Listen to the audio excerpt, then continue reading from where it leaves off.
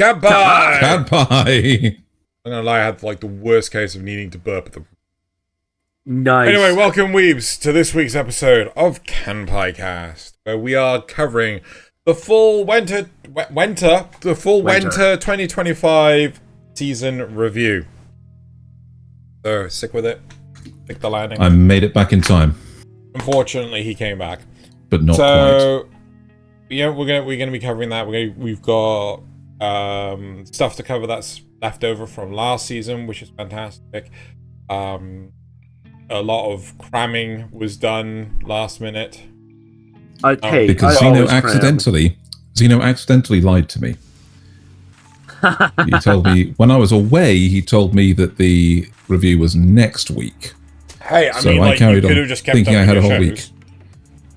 I had shit to do. I've been away for 2 weeks. Anyway.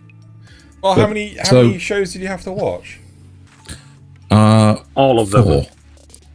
Oh, wait. But you only told me that it was going to be today at 4 o'clock yesterday. Wait, no, that's bollocks for a start, right? I told you on Friday, right? Because I was traveling down to London in the evening on Friday. But you didn't make it clear. You didn't make it clear. No. Nasuth had to show me that was what you meant by that comment. Yes. At 4 o'clock. Well, no, I had to ask. I asked, are we doing the review or not? And you didn't actually answer the question. No, fuck your keys. Right? So, anyway, as a result, there are 2 shows I started at the beginning of the season that I did not actually finish. Xeno has one, Nasuth has the other, so that's not a thing. Exactly. What? No, Red Ranger's finished. Oh, sorry, I thought you meant, yeah, sorry. Well, I left my A-rank party. Anyway. Yeah. Okay, so we've got a lot to cover, so we're going to get straight into this, and I want to start with housekeeping. Get on with housekeeping. Like, comment, subscribe, all the usual shenanigans. Check the audio version of the episodes, check the Discord, put some memes in the Discord. You know you want to. You know you've seen some weird, funny thing on someone's Discord, and you're like, oh, I don't want to share this. You know, so just do it. All right. And now we're just going to get straight into the show. So, first off, I want to highlight 3 shows we have already dropped. So, first off, from the 3-episode review, possibly The Greatest Alchemist of All Time was already dropped. And from 6th season review, Momentary Lily and Amiku MD Doctor Detective has been dropped. So, if you're interested in full reviews of those 3 shows, you ain't gonna find them here. That doesn't mean all the remaining shows made it to the end, because I dropped 2 of them, but at least made it past the 6-episode mark. So, I've only got 1 show that is continuing on to a core 2, so I want to start with that one first because, please do. Right, so the one that I'm going to talk about is the one I stole from Thaylien. I left my A-rank party to help my former student reach dungeon depths. So I haven't reviewed this one. I had seen plenty of shorts and things for it, and it kind of made it appealing. So I thought, hey, Thalien's ranted and raved about this. Let's check it out. Personally, this is like a nothing special 3. It's stereotypical fantasy show. Nasuth broke it.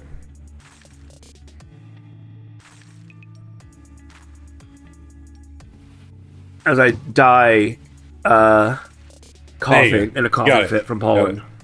There we go. So I give this. It's a very generic fantasy show. Is it bad? No. Is it the worst I've seen? Far from it. Is it something to write home about? Not a chance. Right? And I think if this was an isekai, I would probably just give up. Right? It's like tasteless white bread without even butter on it. No. I will say it is tasteless white bread with butter on it. Oh, okay. Right? That's as far as it goes. plenty of plot actually does happen within the show, but the animation's pretty damn rough, and it does take me out of it a lot. Not only that, but the power fantasy behind it is just like, oh, check it out. The self-insert protagonist is getting all the girls. Oh, he pulls. Boy, does he pull. So it's okay. I think one of the nicest parts of the show is the world building. It's the exploration of the world, because they really have done a lot to chisel out this world setting from a decent chunk of marble. And that's probably one of the better parts of the entire thing. The dungeon, plural, dungeons that they actually go to have weird tricks and rules to them. And they're treating it not as your stereotypical video game where you just keep going until you die.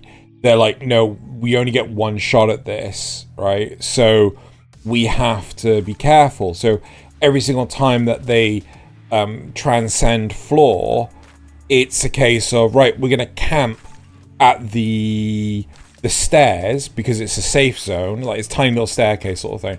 We're going to camp at the stairs and we're going to assess our stores.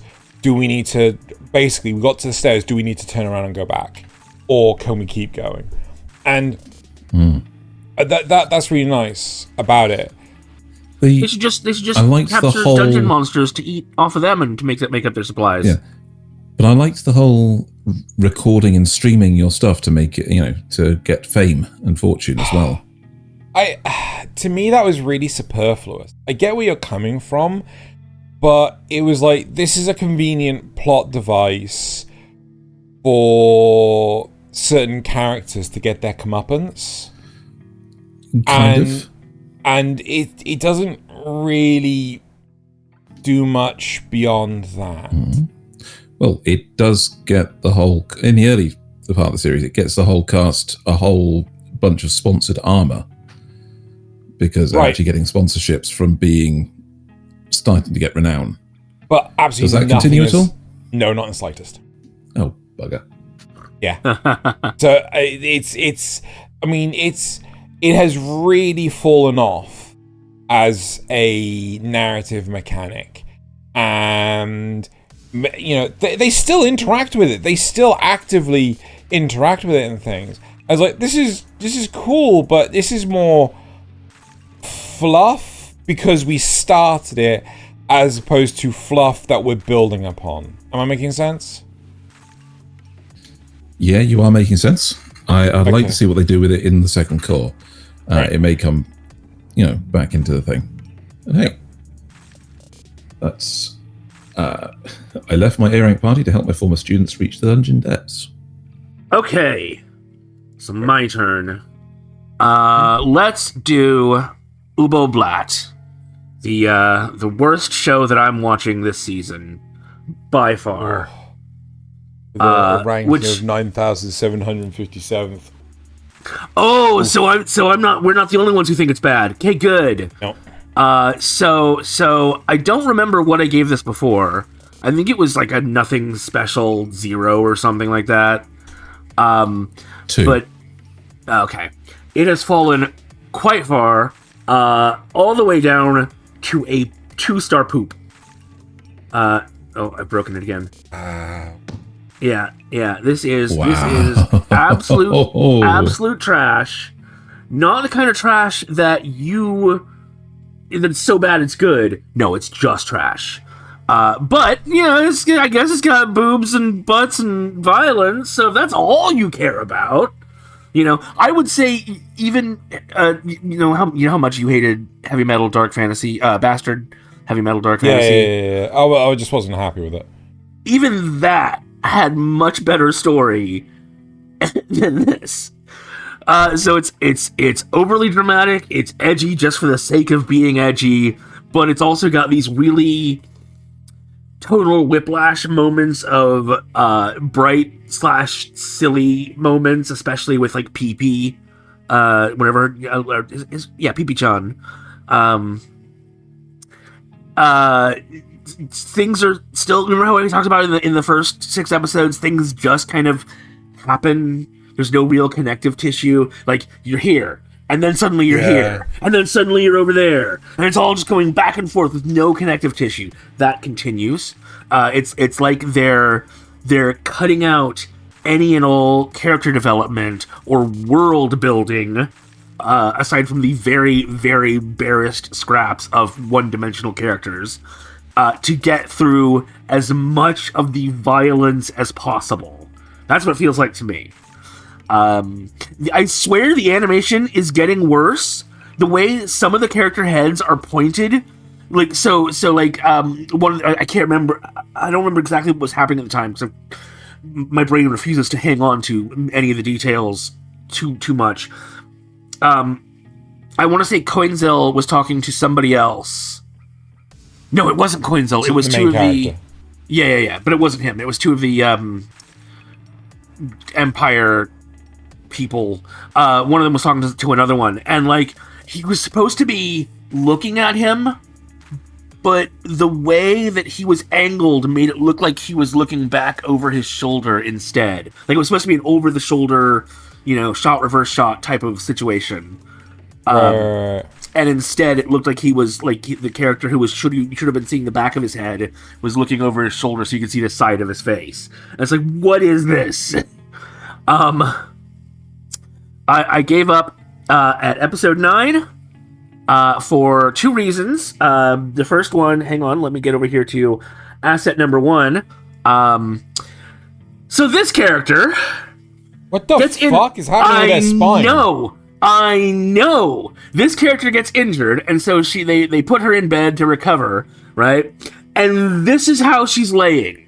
And I'm just like, no, she's got an injury in her side that she's kind of covering there. You can sort of... Okay, for the audio listeners, right? Her shoulders are flat on a bed, right? But then her spine is curved, so her hips are on her side. Right, so it's like her lower half of her body is on its side, while her shoulders are flat on the bed. Her spine is doing something that is not physically possible, and also the animation makes it look like she's pregnant. Yeah, wearing the skimpiest of clothing. This position is possible as a human, but it looks absolutely nothing like that. And you wouldn't lay that way with the kind of injury that she has. No, you definitely would not, because that would stretch that skin super tight. Yeah, it would fold it over and stretch down. You just would not do that. No. You'd either be in full recovery position on your side, or you'd be flat on your back all the way. Yeah. There's no in between with an injury like that. Yeah. And the other reason is that we finally, at episode 9, get some of the first character development that we've had so far. And it comes in the last few minutes of the episodes, and even then, it is a tiny little thing where that same character that we were just discussing, like, breaks out of her fever suddenly that she's had because she was injured for a day, and realizes, I need to go help Coinzel, who was our main character. And the thing that she has learned is to be a better warrior by keeping her eyes on the bad guys instead of looking at Coinzel to see if he approves. And I'm like, nope, that's it. I'm done. I'm out. I'm done. Can't take any more of this crap. It is... they had such a chance to do something good, some actual good dark fantasy, and they just... So, please, great. Did you finish it? No, I only made it to episode 9, and I gave up. I finished episode 9. It was so bad, you just couldn't keep on going. I couldn't keep... Those 2 moments in episode 9 broke me. That's what, so, did she wake up from her fever and just sort of, like, jump to and go, I must save my, teacher! Yes. And just leg it? Yes. With no context that her teacher's in the middle of a fight? I think I'm pretty sure she heard that he was having to go fight. Coinzel's not really her teacher, but she idolizes him. Now she does anyway. Okay. And yeah, I think she heard about it. Heard him say something about that while she was in her fever, and then she woke up suddenly and was like, oh, "I gotta go save him." Okay, let's okay, fine. Right. That was unfortunately Ubel Blatt. Right. Thaylien. For all the good it differs. More like Ubel Butt. Am I right? Comedy. Got him. Okay, so I'm going to go with Bogus skill Fruitmaster. About that time, I became able to eat unlimited numbers of skill fruits that kill you. And this one is unchanged from the 6th episode review. It's a nothing special one. So I gave it points for introducing a rather larger plot than I thought it would. Okay, where both the main characters actually split up and gain a big titty redhead companion in their individual adventures for a few episodes. There's a nice little we've been outthought by the villain where they go to save a town, and the destruction of the town ends up destroying what the town's guardian was, a giant crystal. And the very next day, supplies and weapons from the bad guy, who is pretending to be a good guy, show up to reinforce the city. So they predicted it, they knew it in advance, and so they came off as an even better good guy to the civilians. But people who know that they're a bad guy were like, "Oh shit, we've been had." We had to save the town, but in saving the town, we've given them an advantage. It's this kind of, yes, this has the potential to be a plot. But they lose all these points again on bad animation, the fastest ever turnaround redemption of a side villain I've seen in years, and finishing episode 12 as if it's just another episode and there's going to be another episode on the show. Like, wow. They literally... There's even... Are you sure there's not? On the next... No, there doesn't seem to be. According to all the things, it's finished on episode 12. And there's no hint of a second season. Huh. It just finished episode 12 saying, they're still separated, the main characters. And so, I'm still going on my investigation. Right, we'll take care of this S-rank quest while you're gone. And there's even a preview of on the next episode where they actually show off a new character that's going to be introduced to the thing. But there's no episode to follow it up. It's so weird. It lost everything that it gained on the initial kind of, okay, this seems bigger than it actually than I thought it was going to be. I thought it was just going to be this complete blast out from the overpowered MC, and he's actually only half the story. The other his supporting character is the main focus for most of the last 3 episodes. But no, it's disgustingly average. So it's a nothing special one, and that's where it's staying. I would not go back and watch it again. I'm kind of surprised though that they left it in such a state without any form of confirmation that it's going to get another season. Well, because we'll talk about Red Ranger soon, but didn't they essentially do the same thing with that? No. You don't think so? Not to this degree, right? Red Ranger. Not to this degree. Yeah. Like they didn't literally show a preview of the next episode where they were like, "Here's another character that we're going to introduce." No. Yep. So, but the big thing is with Red Ranger, at least that story point has concluded. We finish an arc, right? But this is akin to what was the name of the damn thing?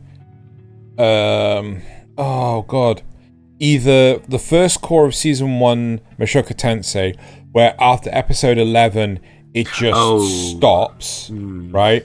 Or episode 11 of season 4 of Is It Wrong to Try and Pick Up Girls in Dungeon. It just stops, right? And the idea is that you're supposed to watch it in like one long consecutive thing. But it's part way through a narrative point, and it just feels like you've been smacked in the face with a trap. Oh, so it's actually closer to Sakamoto Days. Okay, gotcha. Yes, actually, that's another bloody one that fucking did it. Yeah. But we do know that one's coming back in like July, so it's not as big a problem. See, you mentioned that yesterday, and I said, just wait till I tell you about Fruitmaster. It's so strange. They actually like a properly voiced character and everything. You know, they come up and say, "Hello, I've been assigned to your team from the investigation department, much to my dismay." Like, okay, complete. Who are you? You know, who the fuck are you? And introduce this person, and it's all done with the on the next episode kind of preview music as well in the background. The fuck. So I just watched it. I actually had to go and check. I checked 5 different sites, and then the rumor mills to see if there was a second series, and nope, nothing. Right. Yep. Interesting. So that was Bogus skill Fruitmaster. About that time, it became able to eat unlimited numbers of skill fruits that kill you. Right. Before I let you, fine gentlemen, pick for only other show that I really want to get out of the way is I'm living with an Otaku Kunoichi. Now, okay. The reason why sorry, Nasuth, can you refresh the background? The reason why I want to talk about this one is I couldn't finish. Right? Yeah, I remember you being very cool on it before. Yeah, after episode 6, the narrative starts to really show its. So, question is, what did I give it last time? I gave it something, probably nothing special. Something. Oh, here it is. Nothing special 2-star. Yeah. I'd probably give it a 2-star pass. Right? It's the problem with the show, realistically, is the way it's designed its narrative storytelling. So, with a lot of shows, with a lot of older shows, you had an A and a B plotline. Right? It's one of my favorite narrative devices. Wasn't a huge fan on when, narrative A and B would conjoin, but it was still much nicer than having a narrative A with an overarching meta plot that sits in the background. Oh god, yeah. Yeah. But the problem that this show has, reiterate its name, I'm living with an Otaku NEET kind of movie, is that if you recall, gentlemen, this is clearly a web short series that they stuck 2 episodes together per ed episode, right? So it has 2 sets of intros and outros, right, per episode. Oh god, that's right. Oh yes. Mm-hmm. This is the first time I've ever seen this. And granted, the intros and outros are shorter, right, than the standard. The way that they are setting up the episodes is effectively build up to a cliffhanger to literally be resolved not 2 minutes later, right? Yeah. And it just keeps on having this peaks and troughs throughout the episode. That honestly is a frustrating story device. I really don't like it. But the other side of it is that it means that certain plot points are just lingering, right? I think it was 3 episodes over 1 fight, right? So technically it would actually be 6 episodes, right? Because it's 6 halves, right? But it was frustrating having this peaks and troughs nature of the storytelling. It's just like, oh, for fuck's sake, we know what's gonna happen. Just fucking win already. Oh my god.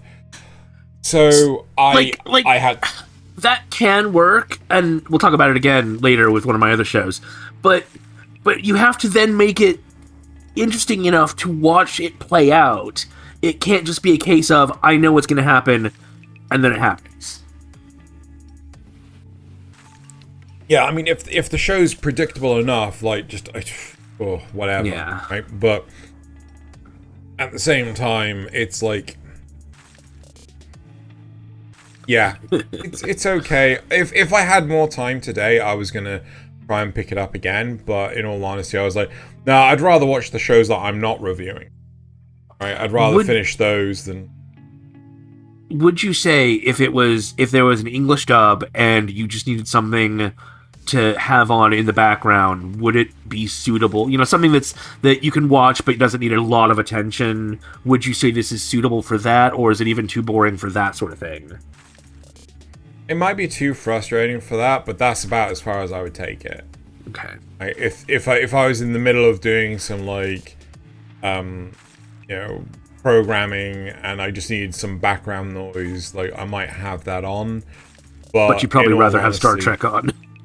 I'd probably rather have Star Trek on. A show that I've seen a million times. Right. Shall I hand over? All right. Speaking of... Oh, yes, go ahead. Sorry. That was Living with Otaku Neat Kunoichi, wasn't it? Yeah. Yes. Excellent. Thank you. I forgot to do that. Right. So since I mentioned Red Ranger, I mean, I've mentioned a couple things already, but let's do Red Ranger because, the Red Ranger becomes an adventure in another world because everything else that I have on my list is gold. So we got to start somewhere. This is probably one of the weakest that I have left. And that's, not saying much because they're all really strong. I gave this one an acquired taste 5-star, which is no change. I would love to give it a must watch, but I do think even more so than something like Bang Bravern, you really need to know and appreciate tokusatsu tropes in order to actually watch this and enjoy it to the fullest extent. So I think it has to be an acquired taste for that.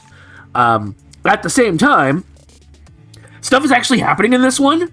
One of the other ones I watched that I'm not reviewing, it felt like, yes, things were happening, but it also kind of felt like it had the same problems was just talking about, where exactly how it's going to play out every single time. That they're going to get into a situation and they're just going to get out of it later, or like in the next episode or whatever.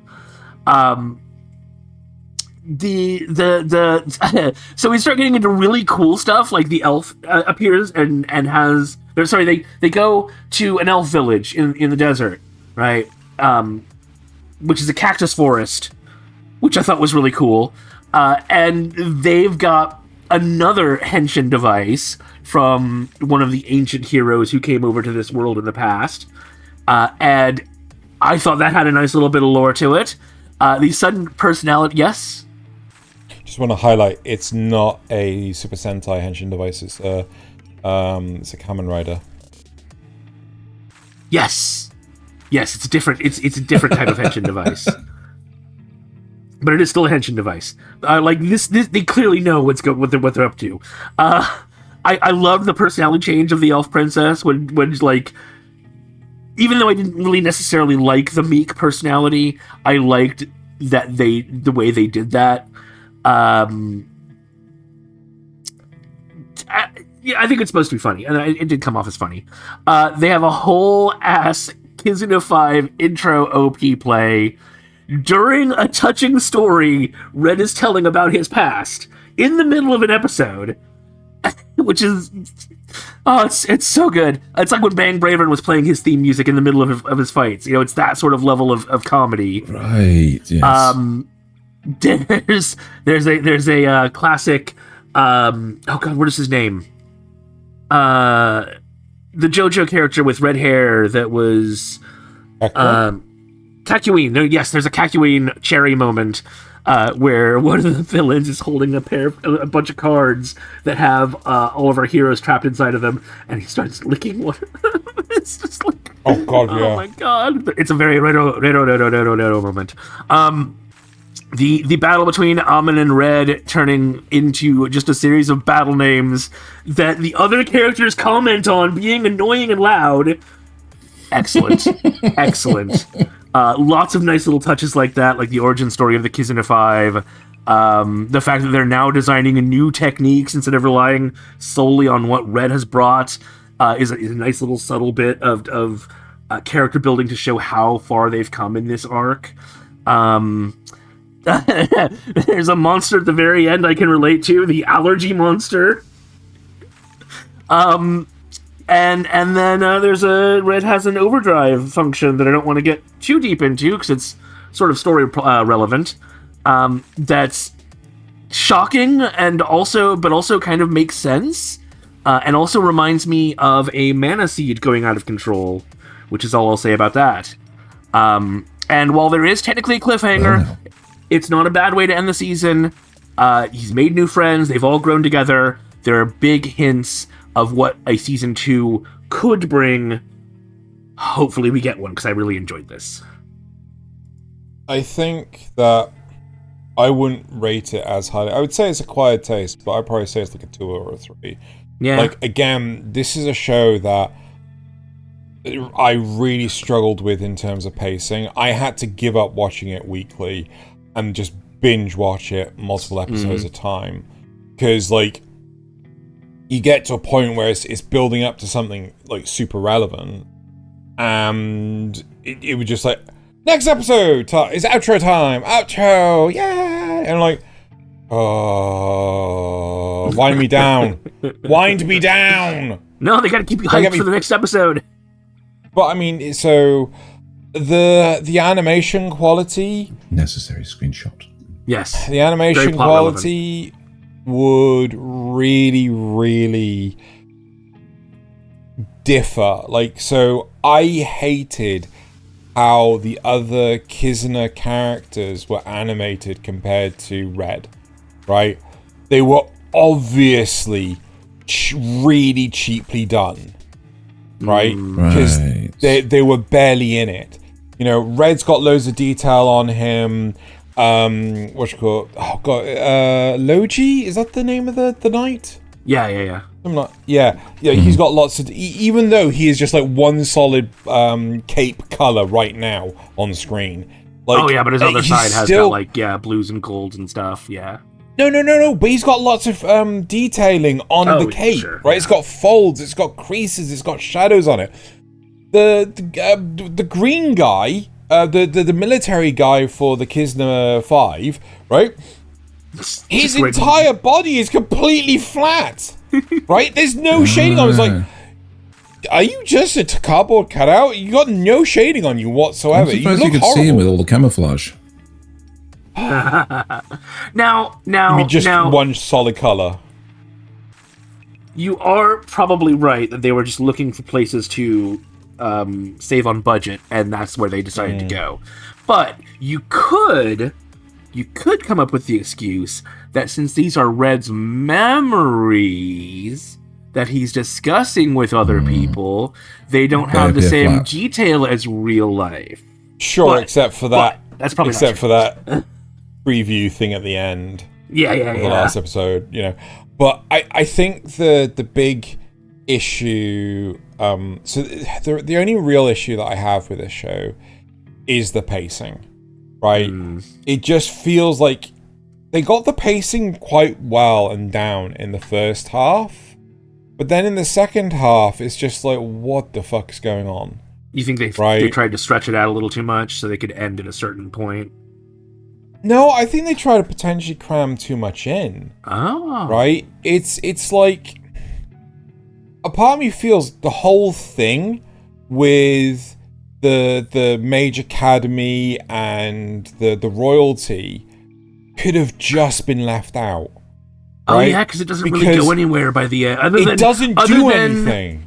Other than talking about how the elves are essentially doing what she wants to do with the Royal Academy. I agree. Yeah, there's really no resolution to that in any way. Yeah, at all. And like, so unless there is a definite season 2, which don't fucking put it in there. Yeah, exactly. So I do feel it's a decent show. If you've got nothing better to watch, then go for it. But like, if I had to choose between this and Go-Go Loser Ranger, 100% this. Right, 100%. Oh yeah, this show. But if it's this or Bang Braver, Bang Braver. Yeah, I agree. Fair enough. Yeah. Right. Move over. Yeah, that was Red Ranger becomes an adventurer in another world. Now, as for me, I think I'm going to go with. Oh, actually, really. I think even given the Worthless Appraiser class, I'm actually the strongest. And this one has gone up a little bit. It's an Acquired Taste 1, where it was before a Nothing Special 4. Wow. Okay, so this has improved over time. The show kind of grows on you. There's always this problem with the whole power growth fantasy genre, where there's never a reason for the main character to be as strong as they are. In this, there's actually a solid attempt. The story is far more focused on the idea of reuniting siblings and family, but there's actually, the progression through the enemies going up and making the enemies stronger to try and match him all the way through. It's got good standard comedy and some nice little emotional moments. The standard kind of points, or hitting the good points of, he was alone before, he's now getting family and friends and falling in love, and it's all happening to him at long last, and he's really happy for it. It's nothing out of the ordinary, for these kind of shows. But there's basically nothing to really dislike about the show. Even the early reveal of the bad guy isn't the negative I thought it was when I first saw it, because they're not the main bad guy. They're a precursor to, and there's more to be brought in. And basically, by combining these reasonably good elements throughout, the sum is actually pretty good. Above the Nothing Special range, as I've put it, up to the Acquired Taste 2, because it didn't let me down.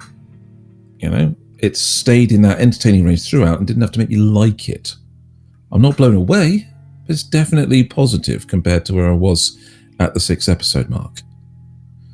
So, yeah, that's all you can really say about it. The same comedies going throughout, but with new variations, with new characters being brought in. It's not just the same joke over and over again.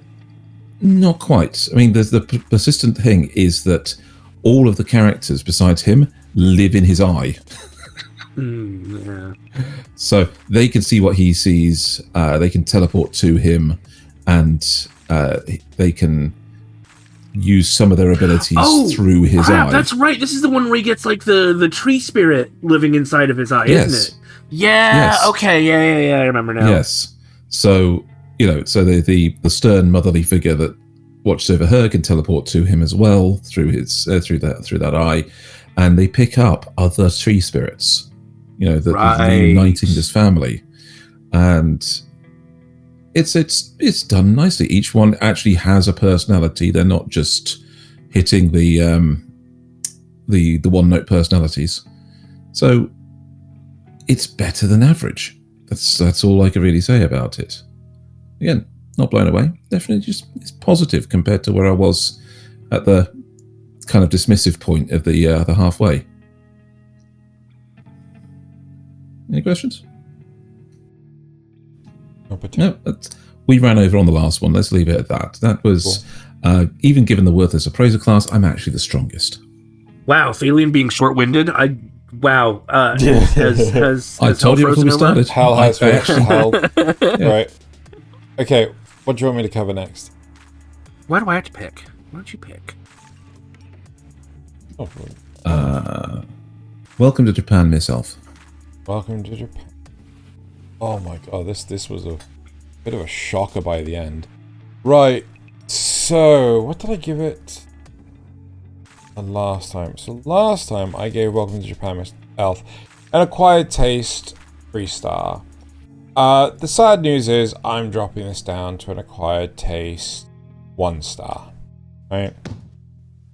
Where I thought the show was originally meant to be a alternative uptick on the isekai genre, where we've got basically the qualities of isekai plus slice of life. What has ultimately ended up the show becoming is it's a rom-com. It's a very thinly disguised rom-com with the slice of life and isekai elements just basically disappearing entirely.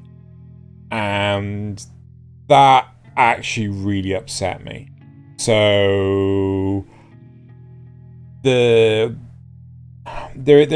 fairly huge spoilers for the end of the series, but the show follows a pattern of like 1 or 2 episodes in the fantasy world, and then 1 or 2 episodes in the modern day world, and it alternates between the two.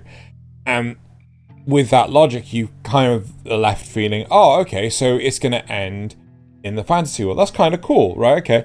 Nope, it's just like they just completely skip over that entire narrative that they have spent 2 episodes building towards, and then we're gonna go have time out in the country, and I was really upset. I think the reason was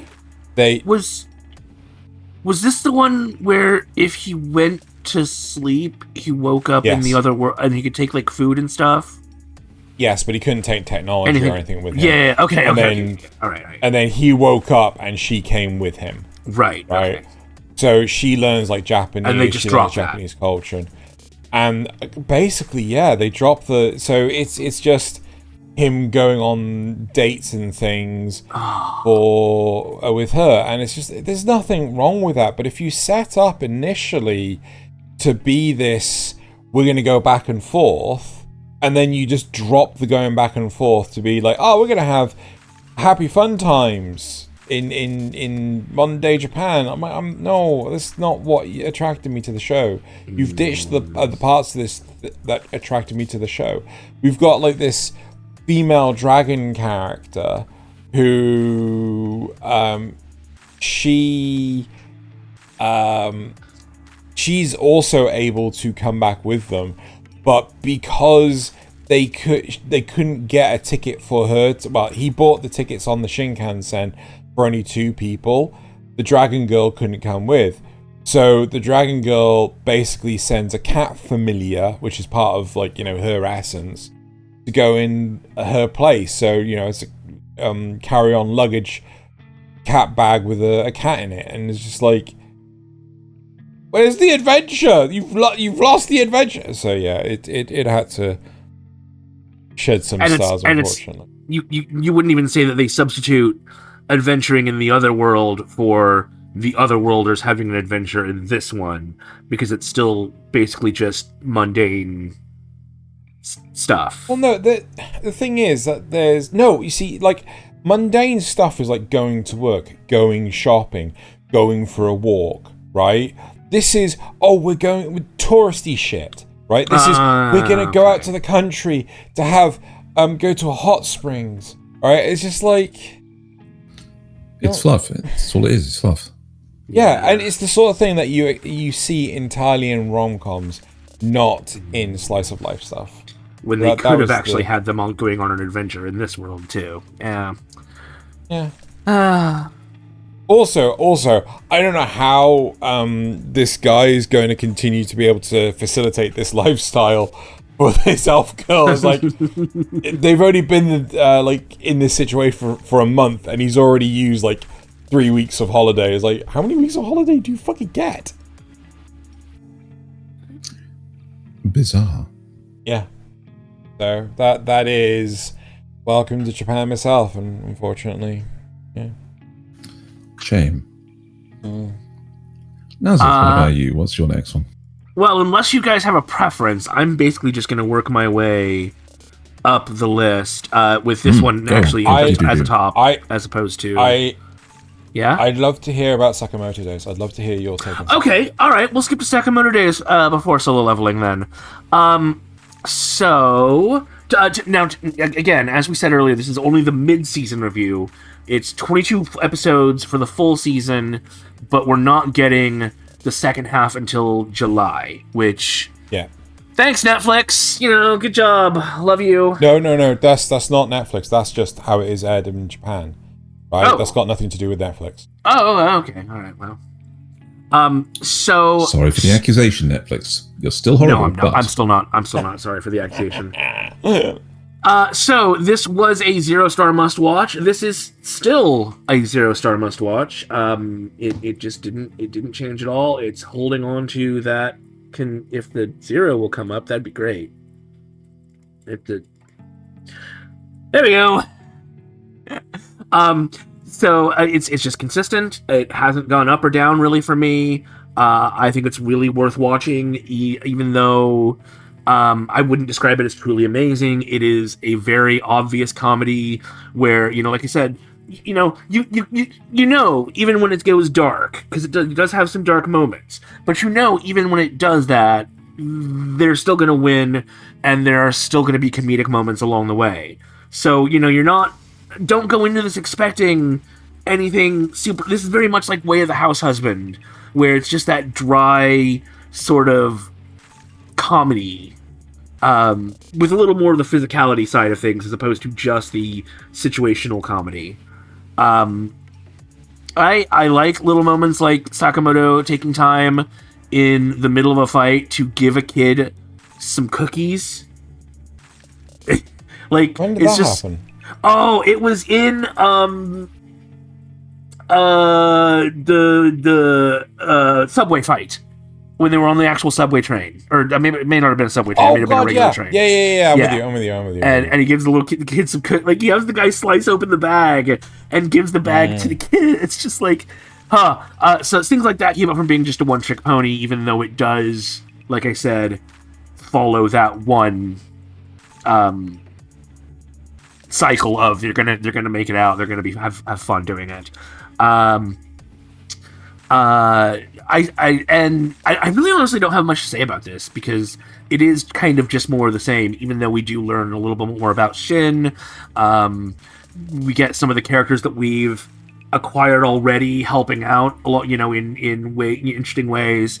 But I swear, one of the 4 assassins introduced at the end is based on Light Yagami, but with the personality of a little crybaby coward.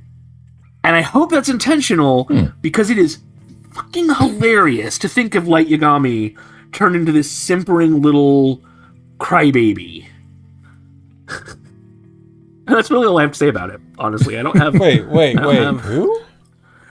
So you know how they introduced the 4 assassins at the end, and they're all sitting in the fast food restaurant together? And they get approached by Mr. Slur. God! Yeah. It's totally Light Yagami, isn't it? I think it's even the same voice actor for the English dub. I did watch this dubbed because, why not? I like this series, but... It's just fluff. You're 100%... It's fun. You're 100% spot on with Must Watch Zero, right? The animation is freaking wow. Yeah, right? Surprisingly good.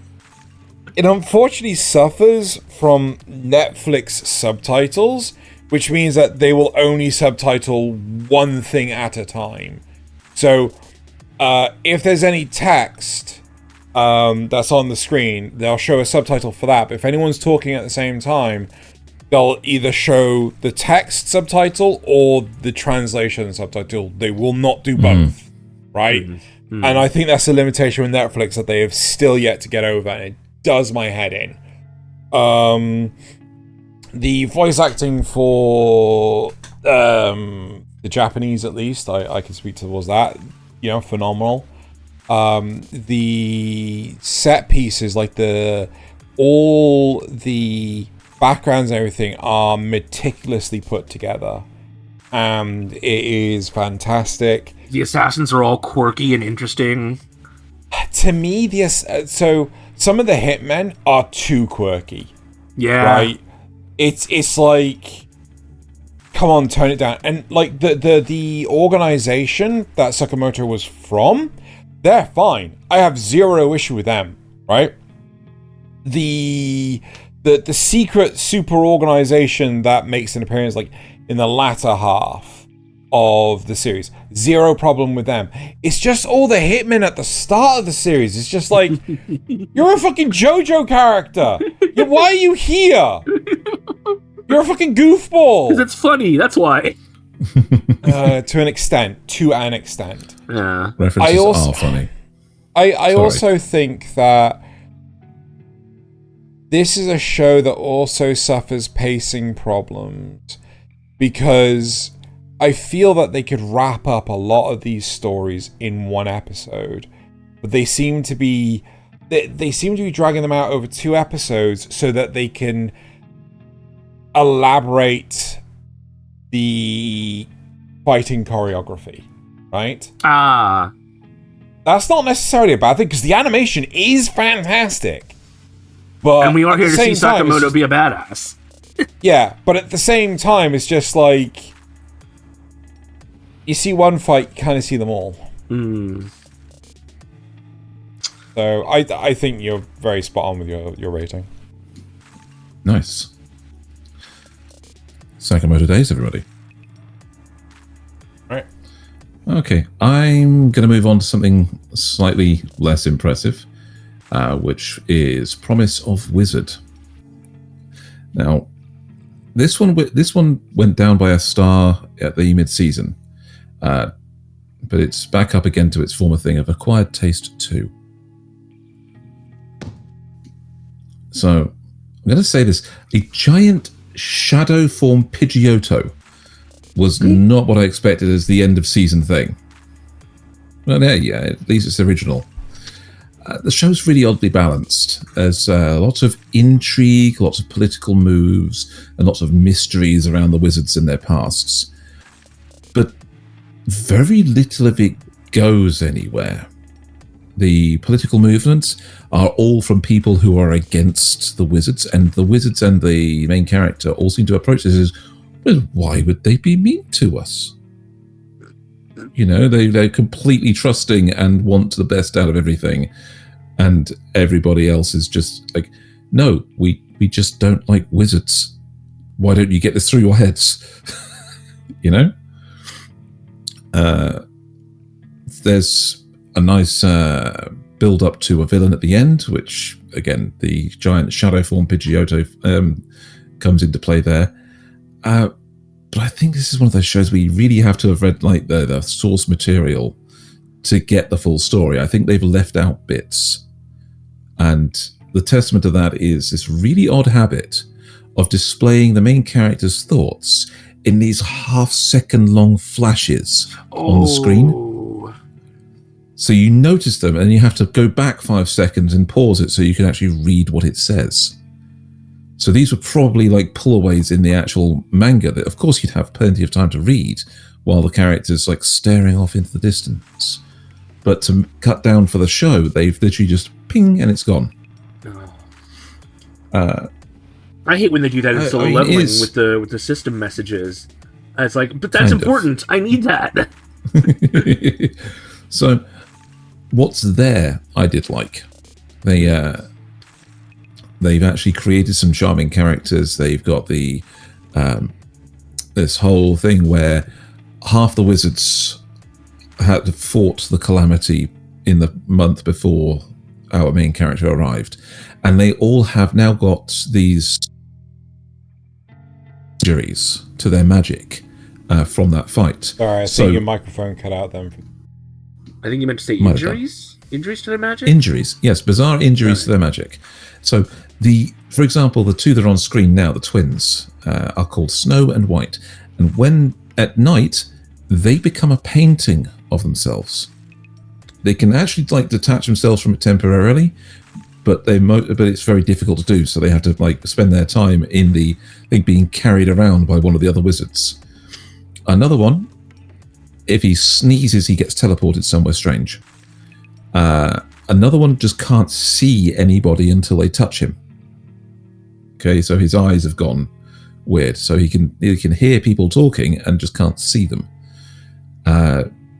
That's actually kind of an interesting take on a real condition called face blindness, where you can't you just don't remember faces. You can't like see the face as a whole, and so you have to like learn other ways to. Yeah. Anyway, go ahead. Sorry.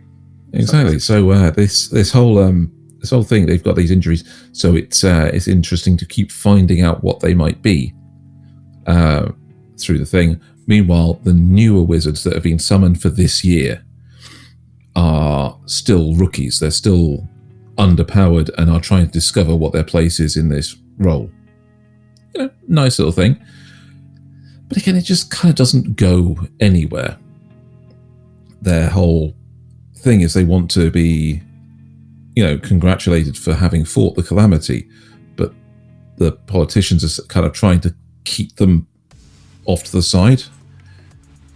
Meanwhile, there's another wizard who seems to be plotting to bring the downfall of the kingdom, which, okay, that's great. That's a nice little thing in the background.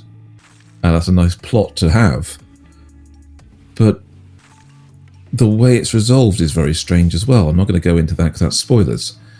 But it's very, very passive. That's what I'm going to say. So, animation's good, characters are good, plots started to be there, and it does have some interesting ideas. It's just not all there. It's just so viewer only, if you see what I mean. Do you have anything to ask? When you say viewer only, I'm not sure what you like. Is it a pacing problem? Like, what are you? No, I think he's trying to say that it's narratively speaking just for the audience, not for the characters of the world. Yes. Oh, yeah. One of those. So anything we find out is for the audience only, really. As the main characters already know most of their stuff. They know about their worlds, and when we're finding out stuff, it's only through this main character, but they've not made her a self-insert. You know, she is her own character. She's just not doing anything. Is she a fish out of water, at least, or is she just... Should she know this fish stuff? Out of water. Nope. She has a book from the previous guy that was there and was the great sage, and he's written down things about the wizards. And the only bit of growth she gets as a character is really when she reads the passage that all these characters, the previous sage, all he could do was be there for them, be their friend, be the place that they come back to and be themselves, because the world's against them. And so she starts becoming more involved from that point. That's about it. She's not a very involved main character, but she doesn't have those blank slate traits that you come in for with a self-insert. You see? So again, it's all on the surface. It's all viewer oriented. It's not. It's a weird one. I get you. I just. It's just weird. It's shallow. There's this impression of depth. Yeah. There's an impression that they're just not telling you or not showing you the depth that there could be. Little hints, like how a character has a really complicated magic phrase to begin his magic, and it was given to him by his teacher, who doesn't want to teach him powerful spells. And it's likely that this complicated phrasing is so that he can't cast powerful spells easily. You know, it's like, tell him it's the best one to use, even though it's complicated. And he actually bites his tongue on it in a emergency situation. But again, that's just there's depth that they're not showing us. You just kind of pick it up if you're watching for it. Again, weird way of presenting it. But yeah, that's Promise of Wizard, and there's not a lot more I could really go on about with it. All right, what do you want me to cover next?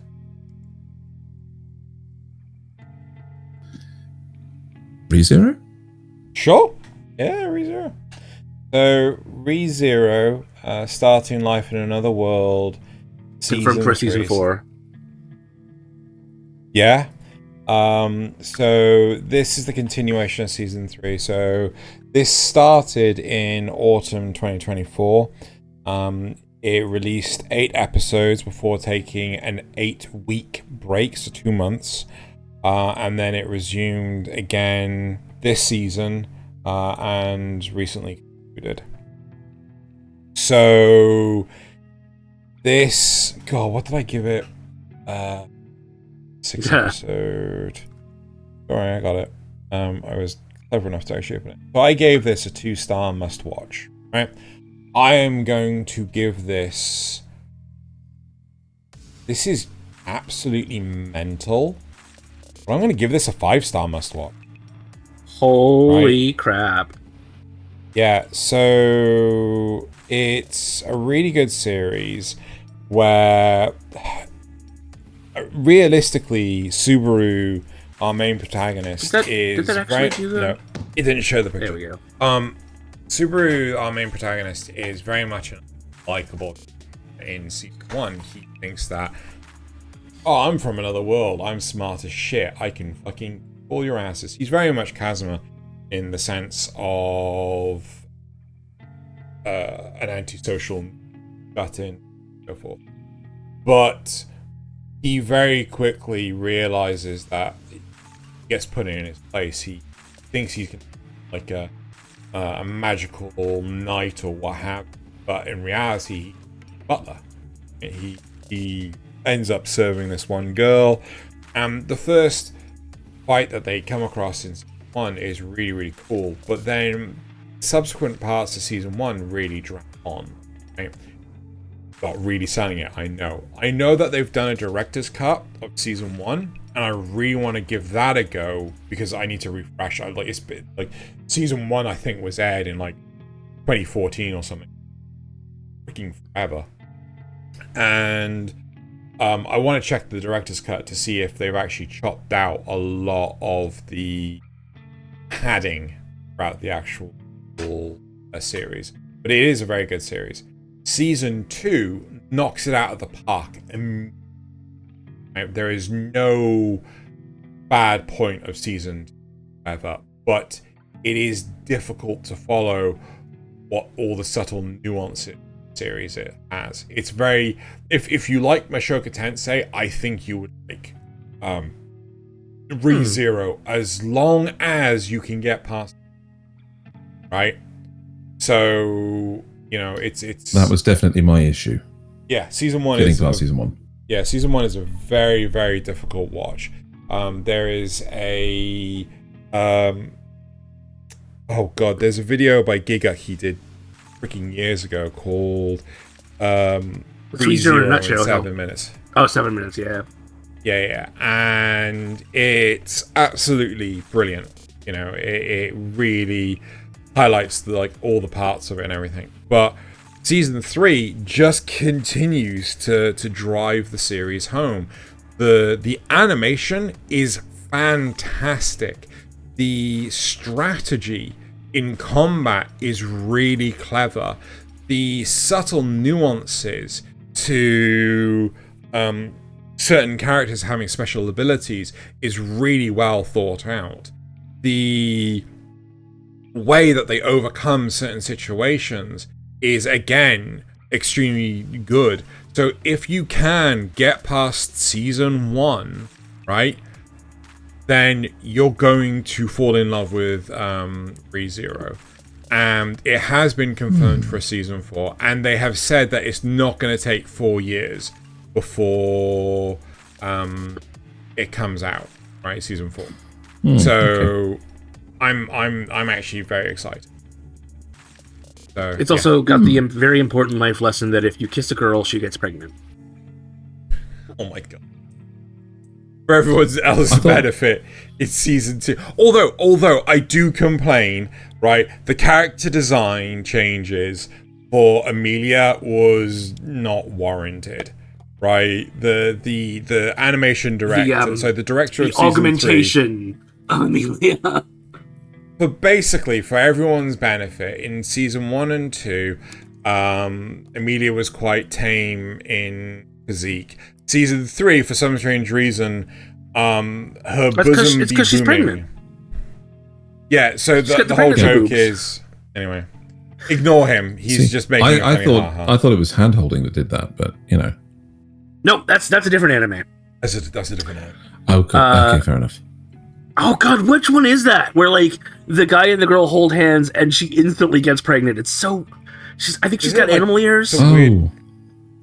Anyway, move on to it's some... Yeah. Go on now. Yeah. What you got for us? Well, you say an actual show, but we're going to do solo leveling unless you have a preference.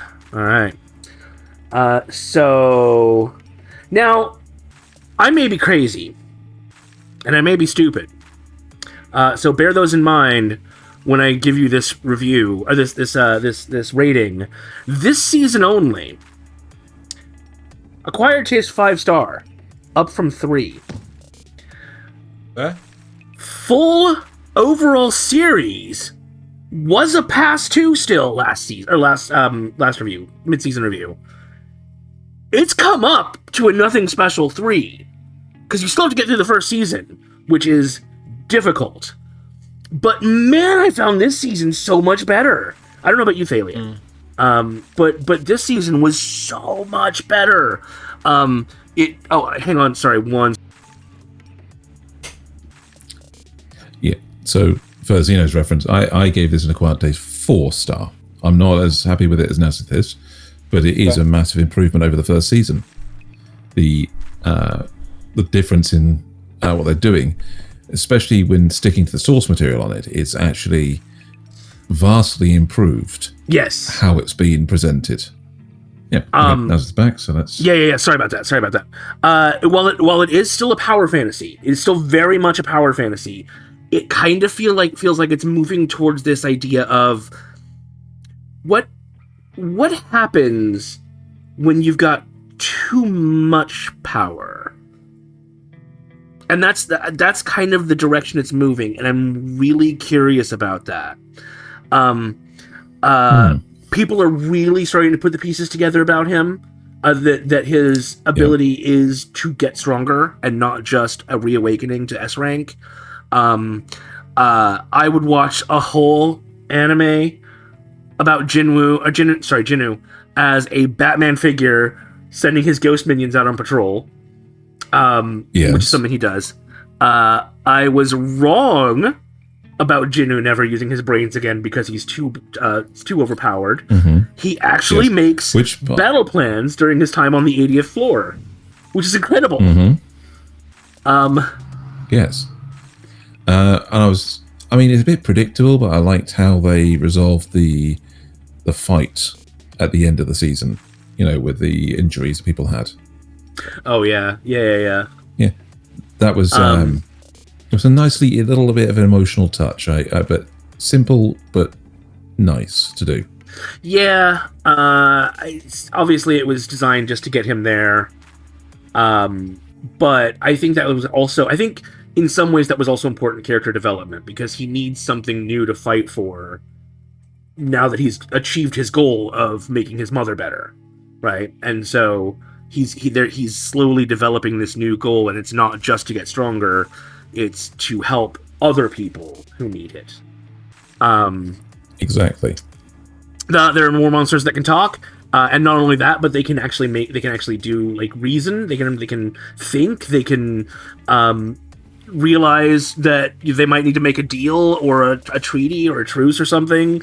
But there's also more glitches. So it's like, what is going on with the system? Who were the demons fighting before? Because they reveal that before they came to this area, they were fighting some other enemy that was so powerful they needed all of the demons to fight against it.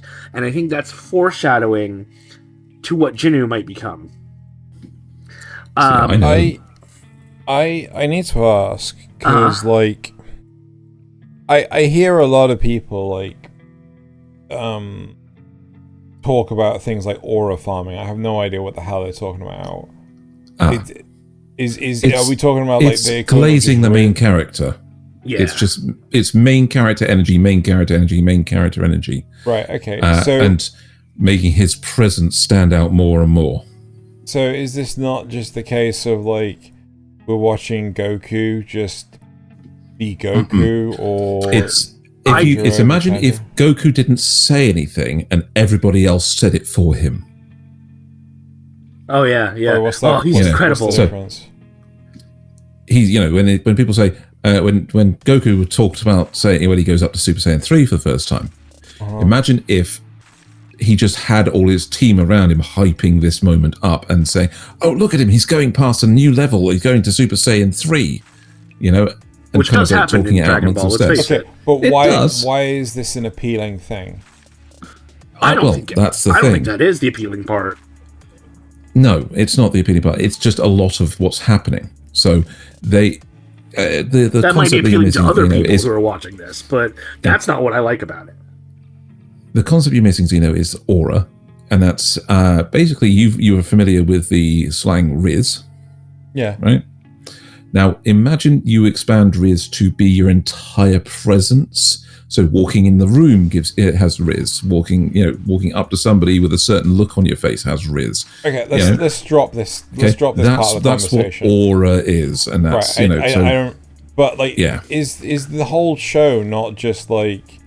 It's just a power fantasy. It's just the powerhouse. It's just it is. But then you've also got moments in the room.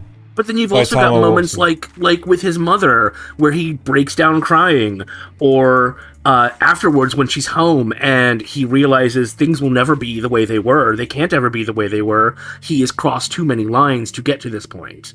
Right. But my whole question. Okay, so tell me about those lines, because like the stuff with his mother sounds actually interesting. The stuff with potentially whatever these lines he has crossed, right? But all the other stuff seems deadly the same as Demon Slayer and the like. It's a lot of that. What people are finding out is what people are liking about this show is that shallow. Is the main character? He's so awesome, right? Thing. But tell me about the lines. I think there's more going on. Tell me about the lines! I would if you people would let me. Jesus Christ! Zeno's over here interrupting me, asking me to tell him something about something that I'm going to get to eventually anyway. So you want to know about some of these lines. Well, it's essentially that he's become a killer who is willing to do anything to achieve his goals. He's killed humans. He's killed demons who can think. He's blackmailed demons who can think into helping him. He has done bad things that have taken him away from being the good little sweetheart that he was originally. In the end of the episode, in the last episode, it may not be the actual last episode. I was going to say, in the early part of the show, of this season, one of the things he does is literally resurrect the soul of a hunter that died to serve him because he needs an extra fighter. Yes. Yeah. And he does it again at the end. But but there are also these little moments of humanity that are really important, like crying over his mother, or setting that second one free in the end, and being like, yeah, I agree with you, this is bad. But he did it already, and so it's kind of like, I feel like there's something that the system. Okay, so there is a concept called a jinkan. I'm probably pronouncing that wrong. It is the idea that you put a bunch of venomous insects in a box together, right? And they eat each other, and then the final one is supposed to be super venomous.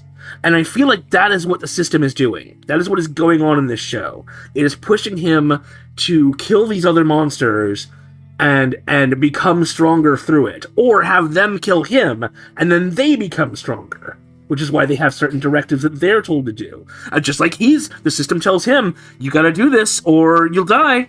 Okay, we're getting long in the tooth here. I wonder why. So my understanding is I can't spoil it for you. Okay, well, shushies. My understanding is he is a necromancer. Among other things, yeah. So, someone died and he raised them from the dead. Not as a shadow. Themselves, but as a shadow that serves him, yes. Yeah. And there's a problem here? Yeah, he's turning created a human intellect into a slave. Well, after they died. No, but like they're a corpse. He's preventing their soul from passing on. Yep. Wait, is there an afterlife? Yes. We assume so. Seemingly. Because other ones don't come back. They can have a chance to not come back. This one, he literally raised the dead to be his slave forevermore until he lets them go. Yeah. Okay, that's okay. Fine, right? That makes sense. But like, I mean, to me, if he's just animating a corpse, right? No, okay, because one of the villains he kills can actually think and speak, and so yes, when he asks it, hey, you hated me. Are you going to kill me now that you're my slave? And he's like, no, I love you now. So it takes away their will. It's completely fucks them up. Yes. So assuming it's the same person. I think something that people might not understand is Xeno is one of those people that thinks that necromancers are just recycling. Nah. Anyway. Yeah. The aftermath of the season 2 culmination aftermath feels a little bit rushed to me, but if it's set up for the next season, it's not going to be so bad. Anyway, things have definitely changed in this show. I feel like it's on a good path. We'll have to see where it goes. That has been 12 minutes of solo leveling and me getting a tiny bit frustrated in the middle. Well, I had a question. All right, Nasuth. We love you anyway. Right. Okay. Thaylien. Right. I'm going to go with Headhunted to Another World from Salaryman to Big 4. And this has actually gone down a little. It's now an acquired taste 3, down from 4. Wow. I think Xeno disagrees. I think Xeno thinks it's lower. No. So, because I know exactly what Xeno's going to... If he's watched it all the way through, then he's going to... He hates the bartending scenes, but he's also going to hate it towards the end of the season when there was a really, really bad episode full of sound mixing.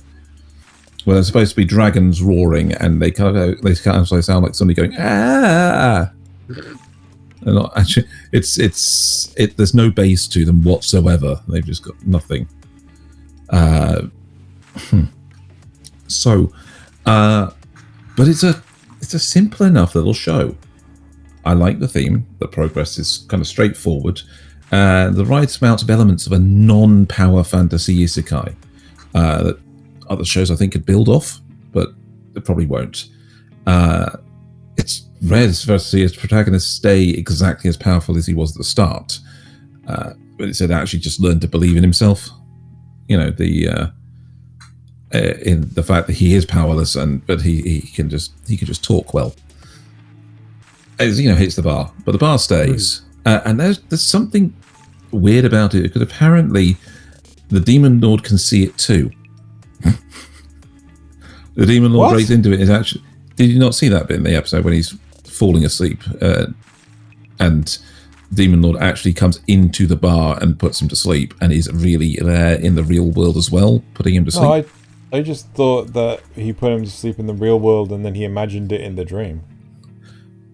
Could have been that, but it's the way that the bar started falling apart and then the Demon Lord walked in. So it's interesting.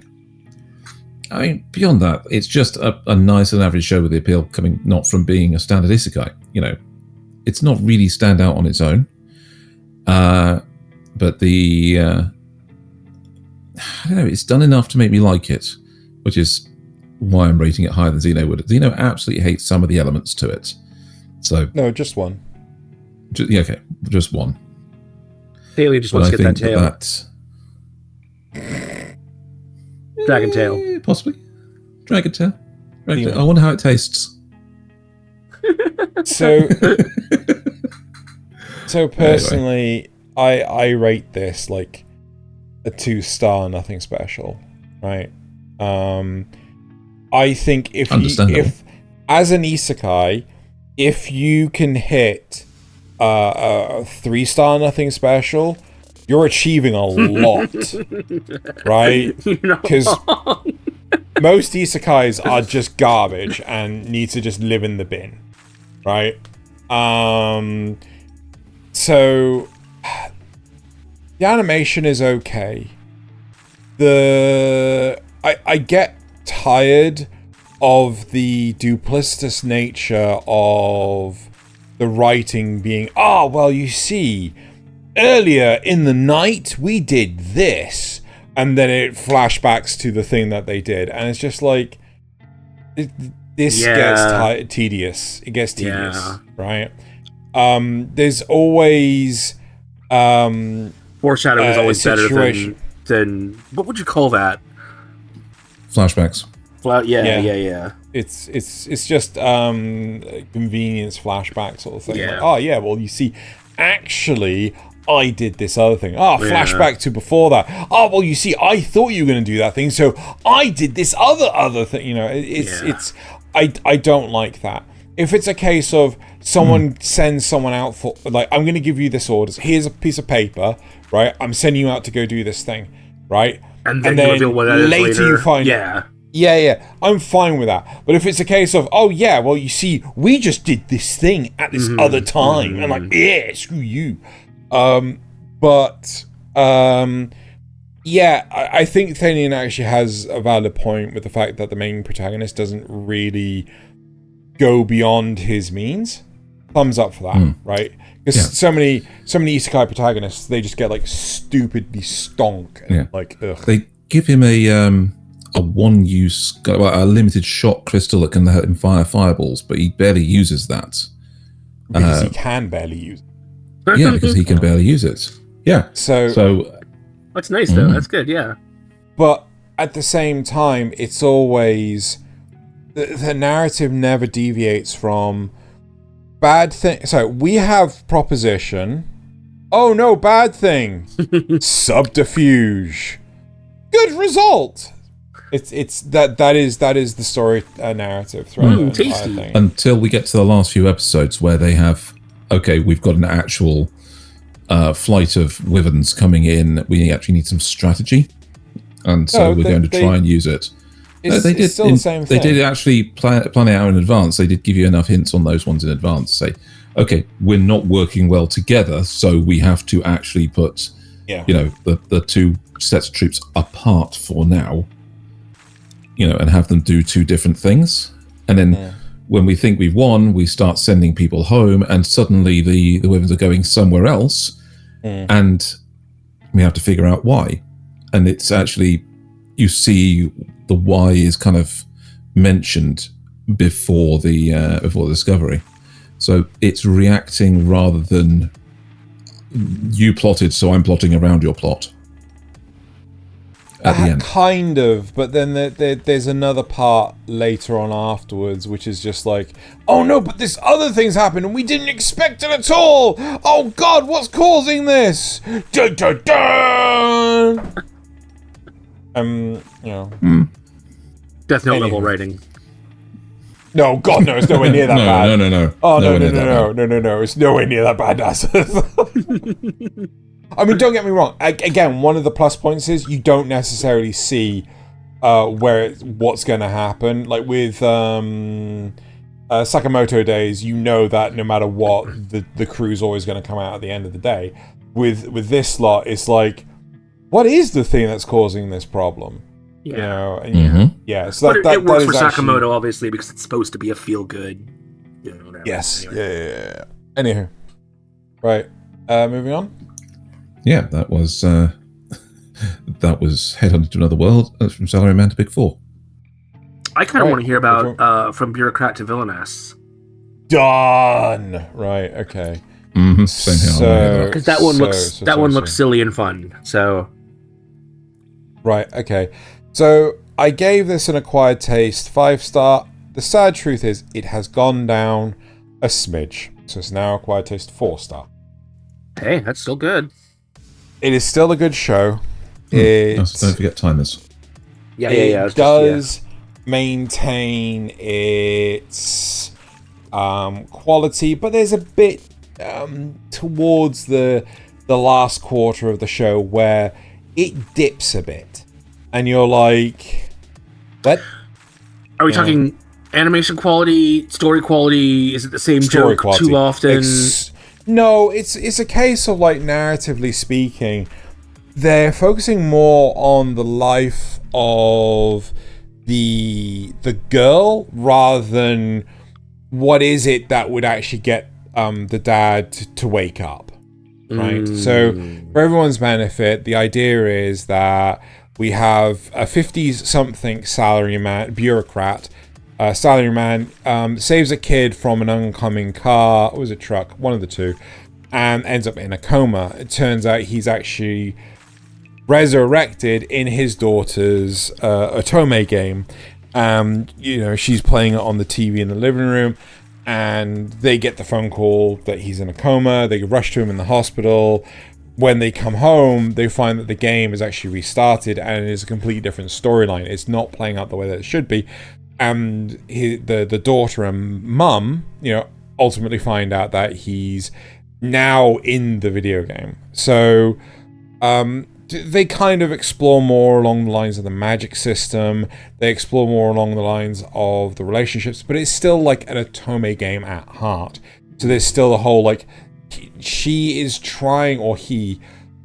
For the context of this, I'm going to say he when I'm referring to our main protagonist, Grace, right? Who is inhabited by our father character. And when I say she, I'm typically referring to the main player character who should be the girl that gets the prince at the end of the day from the game, right?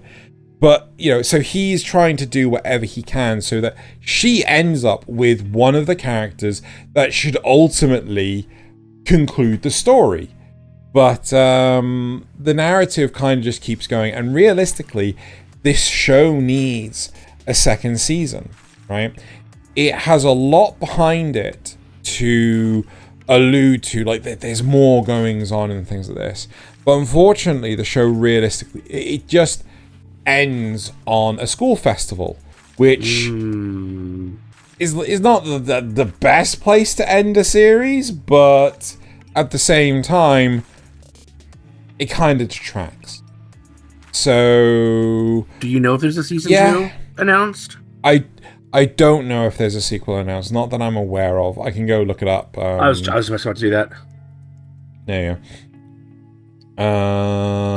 The fact that it's Reddit post would indicate that nothing's been it doesn't look like it's been announced. Yeah, so one can hope for a second season. This is one that I really hope does get a second season.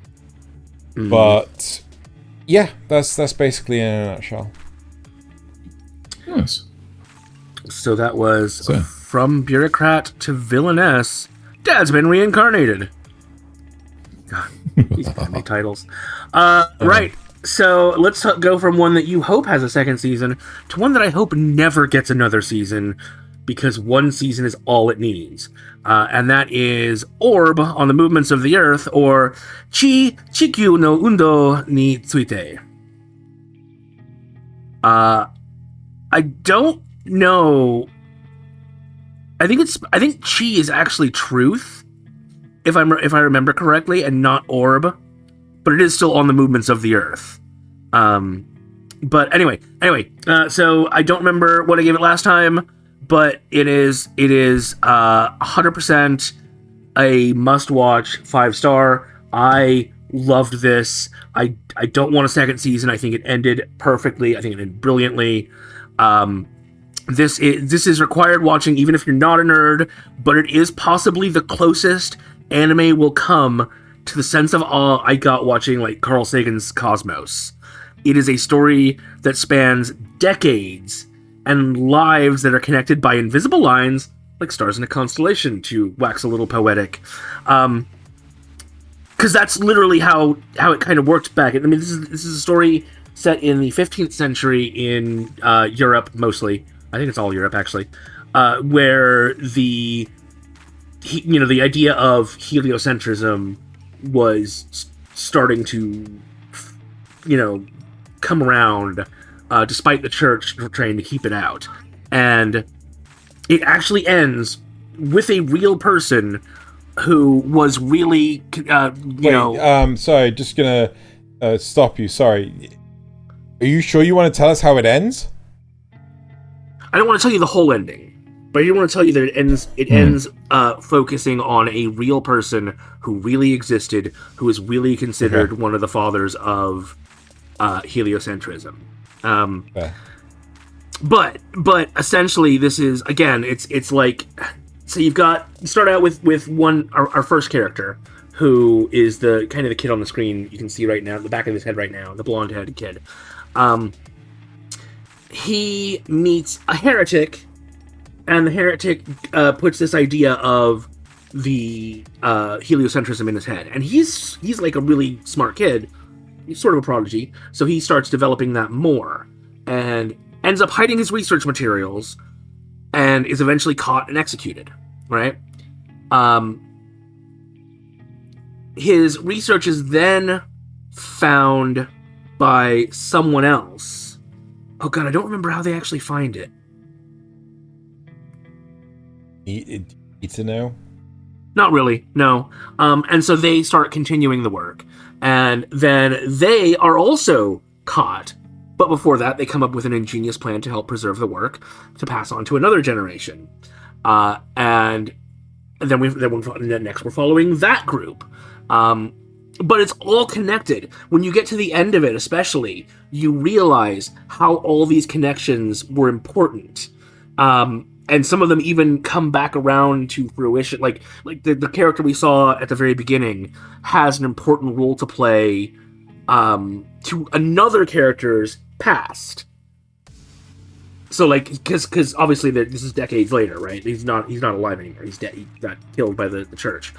But when our other character that we're following was a kid, they knew each other, and he was like a tutor to the kid. So, like, it's interesting how that stuff comes back around. It's interesting how you've got these little connections that and the way that it spans decades and becomes this epic, this saga. It's well animated. The voice acting is really good. I like the fact that it goes really dark with, what the church actually was doing to people at that time. I like the fact that the same Inquisitor that we see at the beginning is also there at the end. He's got a whole arc that goes along too that I don't want to get into because it's really good. There's just so much. Like, they get into stuff like the theory of knowledge and properly basic assumptions. The fact that this show goes so deep into science is incredible. I don't know what else to say about it, honestly. It's really amazing. Do you know if it has a dub? I don't know if it has a dub. But obligatory nerd. 100% nerd.